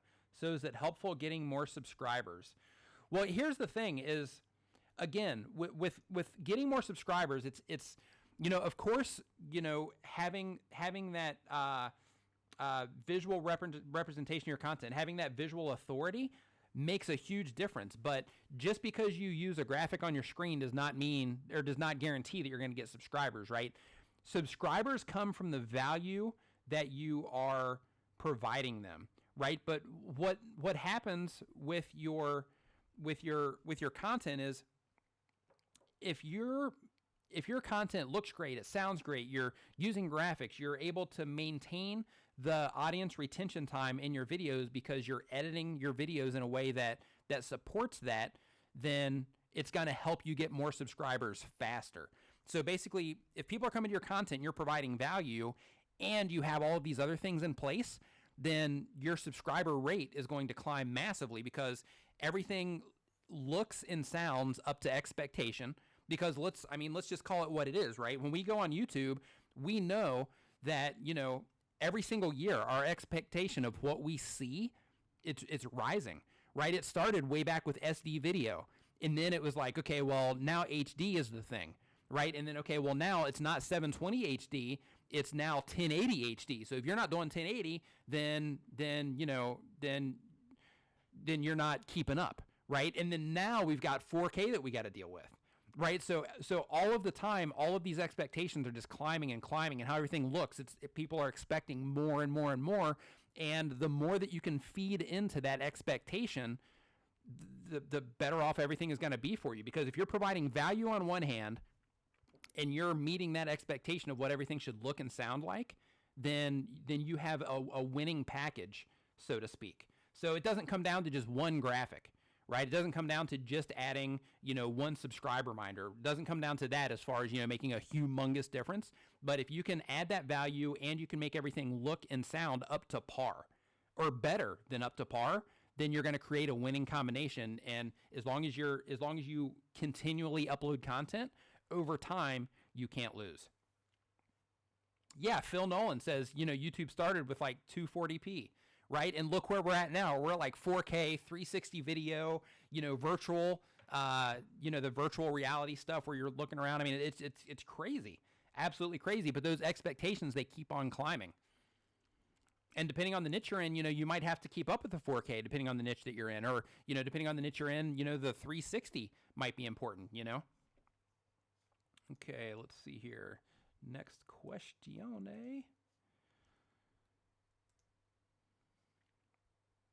Any suggestions on how to improve my thumbnails? Okay, this is for C-dubs. Okay, how to improve your thumbnails. Basically, you want to use, if you're using text on your thumbnails, which I would, if you're using text on your thumbnails, you want to make your text very easy to read. You want to make it big. You want to use a minimal amount of text. So you want to use, 3, maybe 4 lines of text. And by 3 or 4 lines, I'm talking about just like, 4 or 5 words. If you can. So you want to, Miss Yabi Addison, you got to keep up. Absolutely. You have to keep up because, that expectation's built in. But with your thumbnails, you want to use big text that is extremely easy to read, because, we're all looking at YouTube on our phones, right? I don't know about you, but But my stats and the stats of not all of my YouTube clients, but most of my YouTube clients, most of their stats are mobile viewer dominated, with mobile phones and tablets combined. So, when we're on YouTube and we're looking with our phones, being able to grab that attention in the thumbnail is extremely important. So using that big text and using bright colors and using faces is a great way to improve your thumbnails. But I have actually, there's a video that Owen did here on TubeBuddy about thumbnails. I've made videos about thumbnails. Alvin Blocks, what is going on? Oh, you found me from Brian G. Awesome. Brian's an awesome dude. But yeah, Brian G has videos on how to make thumbnails that stand out. His thumbnails are amazing. Owen Video has a video on the TubeBuddy channel right here on how to make thumbnails that get attention. I have videos on how to make thumbnails as well, and I'm actually putting together a course on how to make thumbnails also, and that's something that I'm putting on Uscreen for you guys that have been in this chat for a while, is my thumbnail course. The best size for thumbnails, Chasing Tech, YouTube recommends 1280 by 720. Personally, I upload 1920 by 1080. And the reason for that is because I like to have an online archive. So basically, let's say I take my computer and I'm editing a video at Starbucks, and I make a reference to a previous video and I want to show a thumbnail of that video, then instead of having to wait until I get home and grab that off of an archive drive, I just go to my YouTube channel, I right click on view source, and then I go in and I find that thumbnail in the source code, and then I basically just copy it right off of YouTube, and then I can use it in my my video if I need to. So I make them at 1920 by 1080 just so I can have that online archive. But YouTube recommends 1280 by 720. Okay, let's see here. Morbid Angel says, stupidly started buying quite a few .coms and multiple cams, and with all different specs from high-end to the very cheap ones. How can I assure all the videos taken will work together during editing? There's something called, I think it's called resampling. And if you're still in here, Morbid Angel, there's something called resampling. And basically what happens is when you use footage from, let's say you mix 24 frames per second footage of a DSLR from 4K footage that you shot with your phone at 30 frames per second, and 1280 by 720 that you shot on your GoPro at 240 frames per second for a slow motion shot. You can still use all of those together, but you want to disable your resampling, because if you don't do that, then what's going to happen when you export is it's going to pick whatever it is that you set it to. It's going to pick whatever frame rate you're exporting at. But if you disable that resampling, then it's going to keep everything. It's going to keep everything together and synced up to where it's not going to force resample your video footage. Okay. Yeah, I do that all the time. As a side note, like I'll mix GoPro footage, at like 60 frames per second with my DSLR, and it comes out fine. Okay, let's see here. Okay, so I'm not sure what the channel or what the person's name is there, so I'll skip that one. Okay, Buy or Buy Not says they optimized my tags according to TubeBuddy guidelines, but I did not notice a difference. Okay, here's the thing. If you're optimizing your tags, that's not enough. Like, search engine optimization on YouTube is a whole package. It's not just your tags, it's not just your description, it's not just your title. You have to actually optimize all of those elements together in order to create a full package for your SEO. So, TubeBuddy might suggest, let's say that you make fishing videos. I don't know why I always use fishing. I love that reference. But let's say you make fishing videos and you are trying to go for, whatever the best fishing hook, right? Instead of going for the best fishing hook, then, depending on the authority that you have with your channel and what else is going on with your channel, instead of going with the best fishing hook, you'll want to add some more stuff to the end of it to make it a more exact keyword phrase. So instead of the best fishing hook, you might want to do the best fishing hook for long poles, or, based on what it is that people are looking for, you want to take that and whatever title it is that you come with, best fishing hook for long poles, then you want to put that as your title. And then you also want to put that down in your description as part of your description. And while you're writing your description, make, a variation or two of that phrase as well. And you also want to use that in your tags and other variations of that and things that TubeBuddy suggests in your tags as well. But it's a whole package. It's not just your tags. It's not just the title. It's not just the description. Your SEO is an entire package. And if you do it right, it can bring you a lot of traffic, because a lot of people think when they're putting their search engine optimization together for YouTube that it's just for YouTube, but it's not. When you're putting your SEO together, you're putting your SEO together for Google. You're putting it together for Yahoo. You're putting it together for Bing, because your videos are going to rank in all of these different search engines. TubeBuddy even has a feature when you're researching the topics to where you can see any recommended suggestions on Google as well. So you can also make sure that you include those, or at least consider those when you're putting your titles and your tags together. Another awesome feature of TubeBuddy. Let's see here. Okay, where can I get good music? This is from Yuli Armstrong. Where can I get good music for a new creator, free or paid, other than the YouTube audio library? Okay, I recommend Incompetech. I'm not sure the actual URL, but if you just type in Incompetech, then it'll come up. They are good for free music. If you want paid music, then you can go with Audio Jungle. But one thing I recommend, and I might get burned at the stake for this one too, but with Audio Jungle, I understand why the artists do it, but I just don't like the extra headache. When you are on Audio Jungle and you're looking for tracks that you can use in your videos, they're going to have a disclaimer that says that this particular track is registered with the YouTube Content ID system. Personally, I avoid using those, and the reason for that is because when I make my video live, I don't want to have to do anything additional in order to use those tracks, right? Because I'm already buying it, right? I don't want to create more of a headache in my workflow just because I want to use their track. Their track is not that important to me. So if you are on Audio Jungle, I recommend, if you want to avoid having to deal with a copyright strike, which you'll win, but it's still, you still get flagged for the copyright, which can delay the release of your video. If you don't want to deal with that, then I would make sure that you look for that tag that says that the song has been registered with the YouTube Content ID system, and you do not use those tracks that have that, so that you can avoid having that extra step. There's already a lot of stuff that we have to do to put our content up, and having to deal with that extra step, for me, it's just been an extra, definitely an extra headache.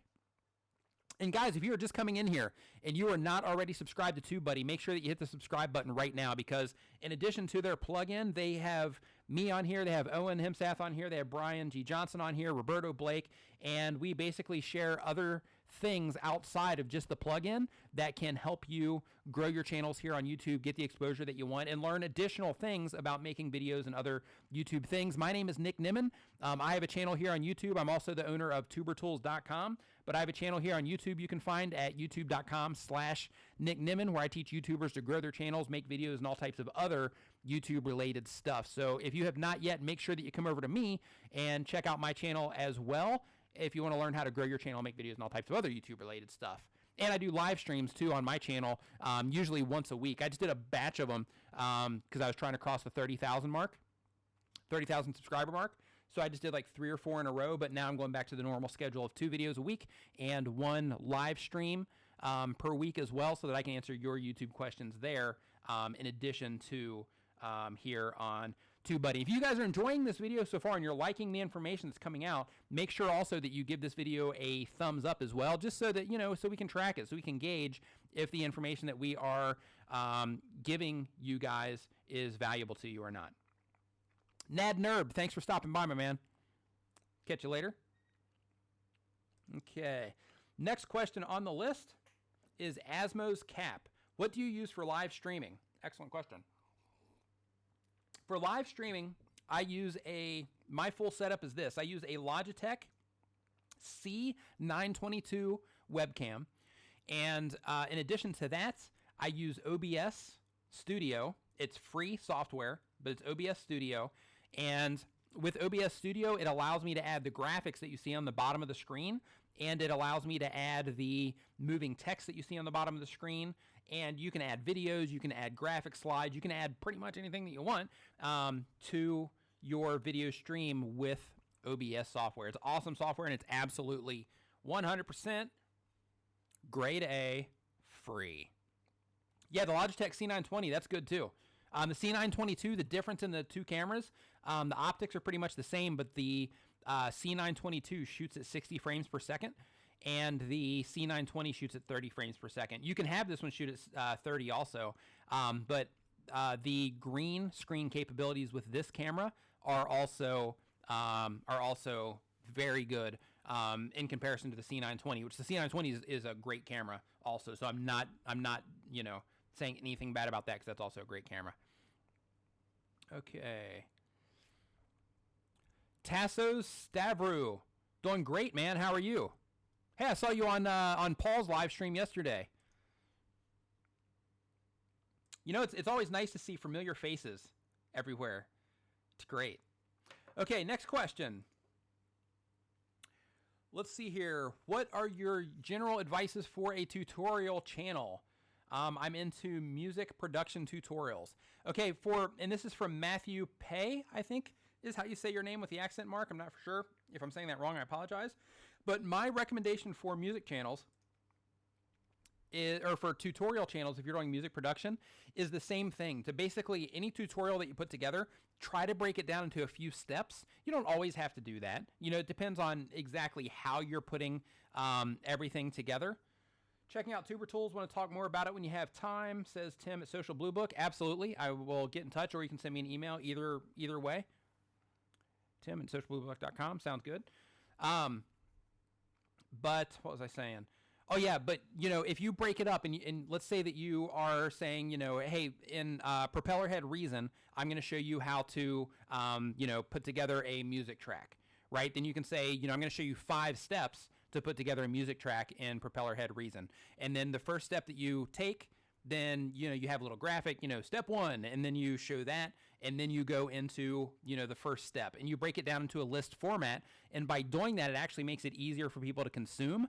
And it kind of breaks everything up a little bit so that it's not just you sitting there talking the whole time, you know, to where you get those little tiny breaks to kind of help people's brains reset when they're watching.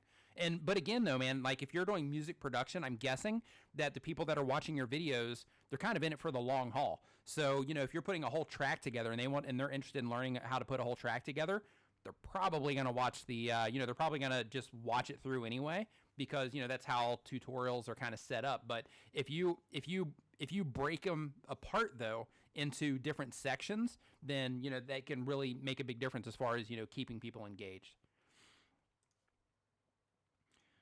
Let's see here. Next on the list is, let's see here. What about video that are actually from Travel View? Any suggestion? Juan Navedo, I'm not sure what you're actually asking here. You're saying what about videos that are actually from Travel View? Any suggestion? I'm guessing that you're making travel vlogs. The same exact thing applies. If you plan out your day, you plan the type of content that you're going to be showing, instead of just showing, you know, hey, this is me at the beach. If you instead say, okay, well, you know, we'll just say I'm in Phuket, Thailand, and these are the 5 best beaches that we visited in Phuket, Thailand. So by doing that, instead of saying, hey, it's just me at the beach, which makes your content more vanity content, you're actually providing a service to people. Ariel31, what is going on? Nice to see you. You're actually providing a service to people by sharing with them what you think the best beaches in Phuket would be. So if you can wrap something like that around it, then you take it from being all about you to being about you still. You're still the star of the show, but you're also providing a benefit to the people that watch your video in addition to just showing them, you know, the cool stuff that you're doing. Okay. Cool stuff that you're doing. Let's see here. If you had to train someone to become a great YouTuber, which I do, actually, that's one of the services I offer, what would you tell them to focus on most? What I focus on most is value, the actual value that you're bringing to your viewers, and working out your workflow so that you can consistently upload over a long period of time. Because basically with YouTube, right, it's a series. Growth on YouTube is basically, you know, videos over time. So The only thing separating you, if you're making good content that's providing value to people, the only thing separating you right now from having a bunch of subscribers and a bunch of views is time, right? So you're just trying to fill in those gaps between now and then and trying to make things happen so that it all happens faster. But you're just trying to fill in those gaps. So as long as you're providing value to people, and as long as you can keep that upload schedule up, so to the point where you don't get burnt out, once you get your workflow together, then that's extremely important. And also, it's extremely important too that you sync up everything on your channel, that you make everything look as good as humanly possible on your channel, so that when people come to your channel page, they're impressed by it. And so that when people are familiar with your content and they see your thumbnails, no matter where they are on YouTube, when they see your thumbnails, they know it's yours without question. And if they're already into your content, then they're more likely to click on it, because your thumbnails are recognizable to them. So basically making all of your stuff easily recognizable as yours, focusing on providing value, and focusing on getting your workflow together so that you can upload videos consistently over an extended period of time is what to focus on. And make content, make videos. If you think, man, I'm making a lot of videos, then make more videos. Don't burn yourself out, but make as many videos as you can, because the more videos you make, the faster your workflow is going to be, the more in tune you're going to get with what it is that you're doing. Just like if you're playing the piano, while you learn the art and the skill of playing the piano, the more you do it, the more you practice, the better off you're going to be, the better you're going to get at playing the piano. The same exact thing applies to YouTube. The more videos you make, the more you do it, the more you practice ranking your videos, the more you test different thumbnails, the tighter you get your video structure and you learn what works and doesn't work, and you practice the art of YouTubing, the more you do that, the better off you're going to get at YouTube as well. KO Production says, what is the best social media platform for driving traffic on your YouTube channel? I currently use Facebook and Instagram. It depends on the type of content that you make, and it also depends on the following. Discovering Natural, nice to see you in here. How are you? But yeah, it depends on the type of content that you're making, and it also depends on any connections that you may have for people that can promote your content. It depends on where people are hanging out that's relevant to the content that you're making. So let's say if there are a bunch of Facebook groups that are relevant to the content that you're making, then that's probably a good place to hang out and to drop your links and to be a part of that community. If there are large Reddits or subreddits that are supportive to your content, that is another excellent place to. Phil Nolan says Facebook sucks. I strongly disagree. Facebook has been really good for me. Facebook has been really good for a handful of clients of mine. It just all depends. It sucks or not based on the type of content that you make and where your content fits. You know what I mean? Because for some types of content, Facebook, you can't find good groups there, or good communities on Facebook to support your content. Other types of content, it's just flourishing with great places to share your content. Same thing goes with Google Plus and Twitter. The same exact thing. Like if you are looking for groups of people that are hanging out, that are into the type of content that you make, wherever those people are, whatever platforms those people are on the most, and it might even be web forums. It might not be just normal social media. It might be a web forum too. But wherever those people are, that's where you want it to be sharing your content. Okay. Let's see here. Okay, so most of my videos, Miss Yabby Addison asks, so most of my videos are ranking in search, but I'm still not getting any views. Any tips? Okay, if your videos are ranking in search, but you're not getting any views, you might be going too long on your keywords. First thing I would try is, and there's Yabby Addison right there. First thing I would try is to make sure that your thumbnails are very impressive.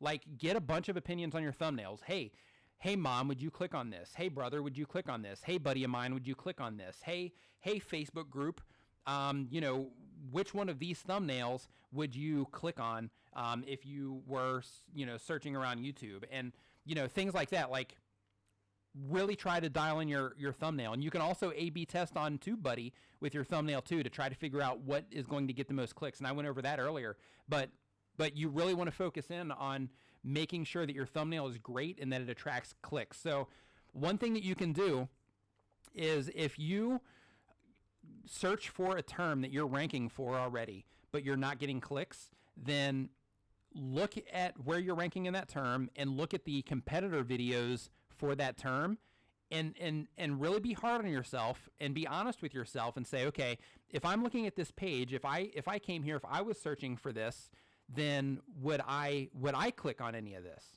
Or would I click on mine over one of the competitors? If the answer is no, then you definitely need to upgrade your thumbnails.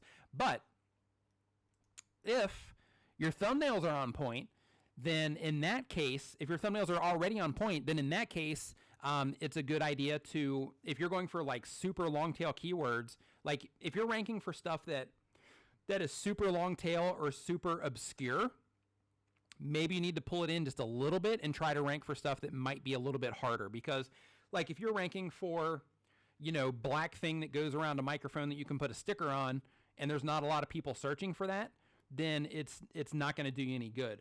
But if you're ranking for something, whatever you would actually call this thing, then you're going to have a better chance of people actually, finding your video and clicking on it. So basically check the search volume for the stuff that you're trying to rank for. Make sure that people are actually searching for it. Because if you're ranking for stuff that people aren't actually looking for, then it's not going to do you a lot of good. But if you're ranking for stuff that people are actually searching for, then you will have clicks coming in, as long as your thumbnails are good and your titles are good. Okay. Next on the list, what is the best editing software? Hi, Cool Gamer. Again, that goes on your budget, and that also goes on, how much you want to learn. Personally, I use Sony Vegas and I use Adobe Premiere. Andrew, who is also in here, part of the TubeBuddy team, he also uses Adobe Premiere. I know tons of people that use Adobe Premiere and Sony Vegas, so those are excellent pieces of software.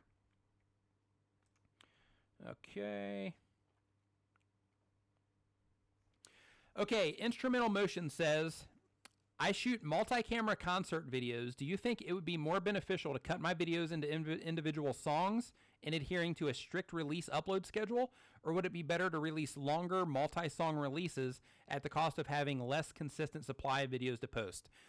In my opinion, if I was making your type of content, I would make shorter videos based on songs instead of making full concert videos. I would actually do both. For the people that want to consume the full concert, I would release that at the very end.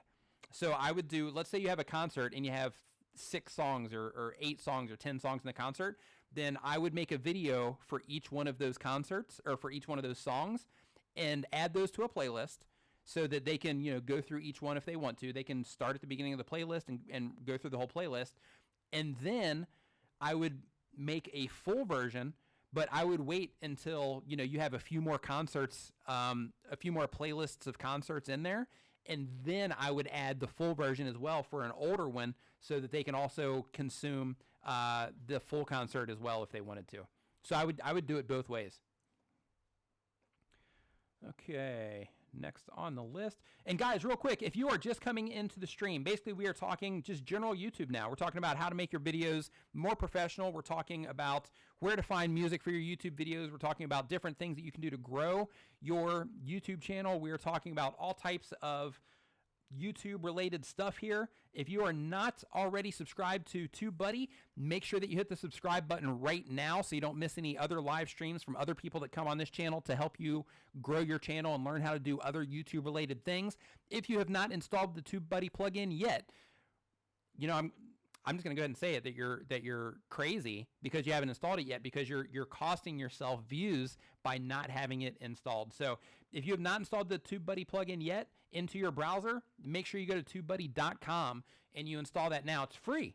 It's a free plugin. You have the option to upgrade, but even the free option has a lot of really great features in it. The features just get better the higher up on your upgrade package that you get. So definitely install the free version. Give it a test run, and as long as you start using it and you see the value that it can provide, then go ahead and upgrade it. So subscribe to them, install their plugin. My name is Nick Nimmin. I make videos that help YouTubers grow their channels, make videos and all types of other YouTube-related stuff. If you have not checked out my channel or you're not familiar with me, then definitely head over to youtube.com/Nick Nimmin and check out my videos over there, because I help YouTubers grow their channels, make videos, and all types of other YouTube-related stuff. Okay, so I'm going to go through a few more questions here, and then we are going to wrap this puppy up. And let me go into the responses. And I think I may have, that's all wrapped up. So I will just go right here into chat. Discovering Natural shared this on Twitter. Thank you. Thank you very much. And guys, if you have not hit the thumbs up button and you are enjoying this content, definitely go ahead and hit that thumbs up button right now, just to let us know that you're into what is going on here, because we like to see those numbers clicking up. So if you have not hit that thumbs up button yet, go ahead and do so now. Dark Horse, thanks. But what should be the video duration for a tech channel? Depends on the video. If you can here's one thing that's important about a tech channel, because we were talking before about your visual authority, right? And niche sync. So if you have a tech channel, it's really important that all aspects of your channel are amazing. Because when people are looking at tech channels, there's a certain built-in expectation that we all have of tech channels. If you're talking about tech, then your stuff should be on point. So your videos should look good. They should sound good. The shots that you have should look great. You know what I mean? There's certain expectations that come with tech. So make everything look as good as you possibly can with a tech channel. Make it look and sound as good as you can. For the actual video duration, I would test it. Look into your analytics. For your content on your tech channel, it's going to be a little bit different than the content on another tech channel. So what you want to do is you want to go into your analytics on YouTube, and you want to go into your audience retention, and you want to see what type of retention that you're getting for your views, or for the actual content that you make. And you want to gauge how long you should make your videos based on that, because you don't want to inflate your video just for the sake of it meeting a certain view duration. You want to make your video to where the people that are watching it are going to watch it for a longer period of time based on them being into your content. So if they're falling off, if you're making a 20-minute video and they're falling off at 5 minutes, maybe you should shave your video down to about 8 minutes. If you're making a 10-minute video and they're falling off at 5 minutes, then you should maybe shave your video down to like 6 minutes or so. And still work on your video structure and work on trying to get them to stay around longer, because YouTube rewards videos that keep viewers watching. How to get subscribers, and this is for Aman Short Vines. Get subscribers by making content that is valuable to people. Make content that is what people are looking for. Make content that actually helps people or improves their lives in some way. That's an excellent way to get subscribers. Make content that entertains people. Make content that inspires people. Make content that helps people solve a problem. Make content that helps people understand something. Those are great ways to get subscribers. So learn to rank your videos in search. That is also important, because you can make great, helpful videos, but if you don't know how to get eyeballs on them, it's not going to do you any good. So make sure that you learn how to rank your videos in search, and TubeBuddy can actually help you do that. The MMA Holes. Great name. Love it, by the way. Hi, Nick. I hope you're well. Question, how do I get people to stop subscribing to my channel? Subscribers are pesky. Well, you could close your channel. That's one. Just let them subscribe, and if they're pesky, then turn off your comments, because you can turn off your comments so that people cannot comment on your videos. So if you don't want people subscribing on your channel, then that's totally cool. If you're just putting up content for people to consume but you don't want to interact, totally cool.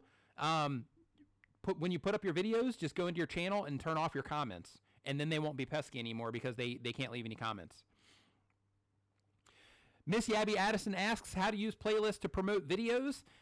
There's a few different ways that you can do it. One is, of course, by adding playlists. You're actually creating a new URL within YouTube, and as long as you keep adding videos to it, then that playlist can actually help people discover your channel, which is pretty great, because playlists can rank in search as long as you are optimizing your playlists for that. And by optimizing, that's just a fancy way of saying you're putting a keyword-rich title, and you're putting a clickable title, something enticing, and you are putting keyword-rich language in your actual description for it.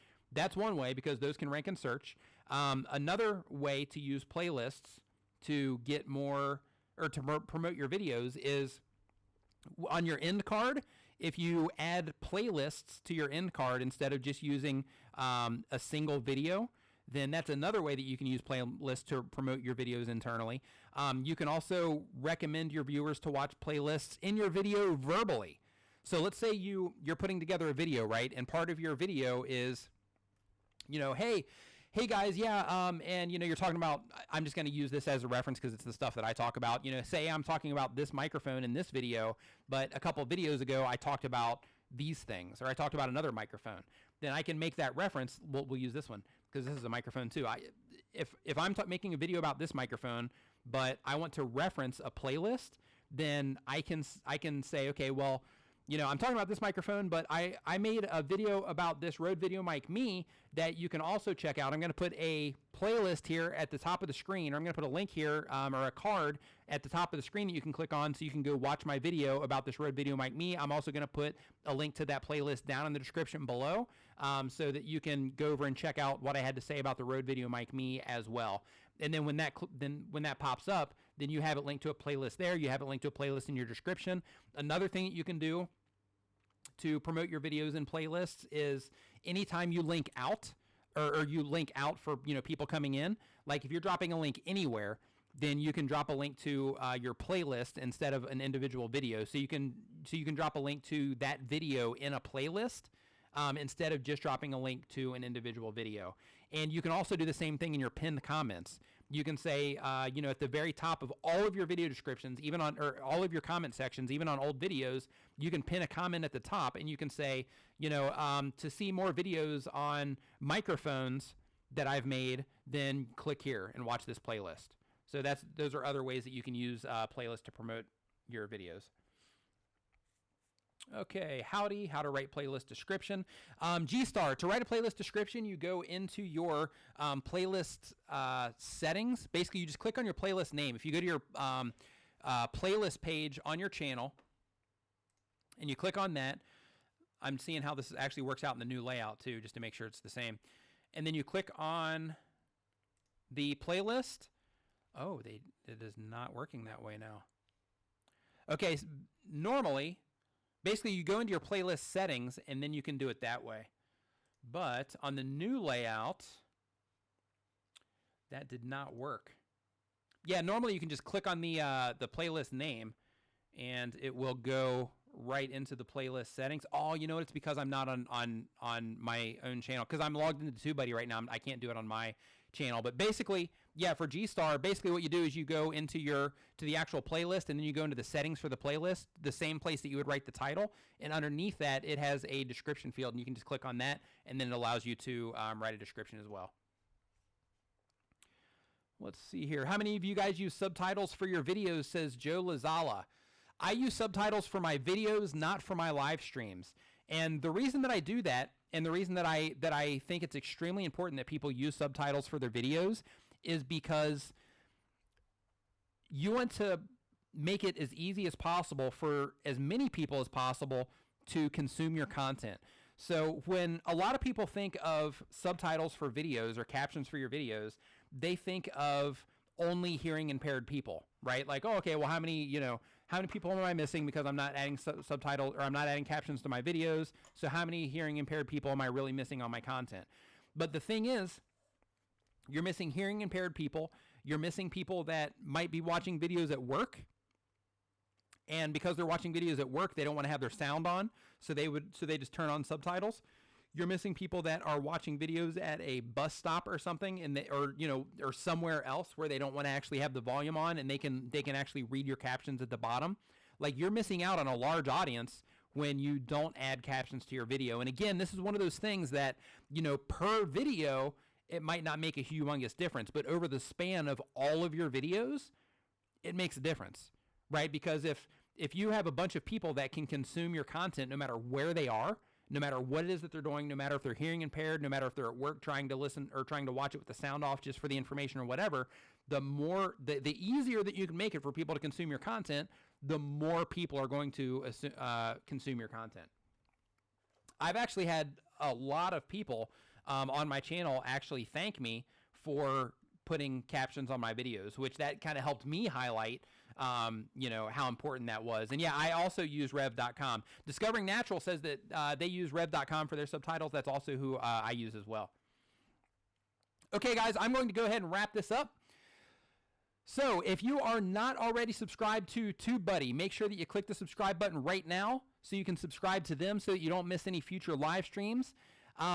If you do not have the TubeBuddy browser plugin installed in your computer, you are seriously missing out on the many advantages of TubeBuddy. As far as A/B testing your stuff, as far as A/B testing your titles, your descriptions, your thumbnails, as far as, you know, learning how to rank your videos. What is going on, Brett? What is going on, Brett Atwood? Nice to see you in here, my man. But yeah, basically, if you have not put TubeBuddy into your browser yet, go ahead and do it now. Start using it in your videos, and you will see results from the plugin over time. It will help you learn how to optimize your videos. It will help you.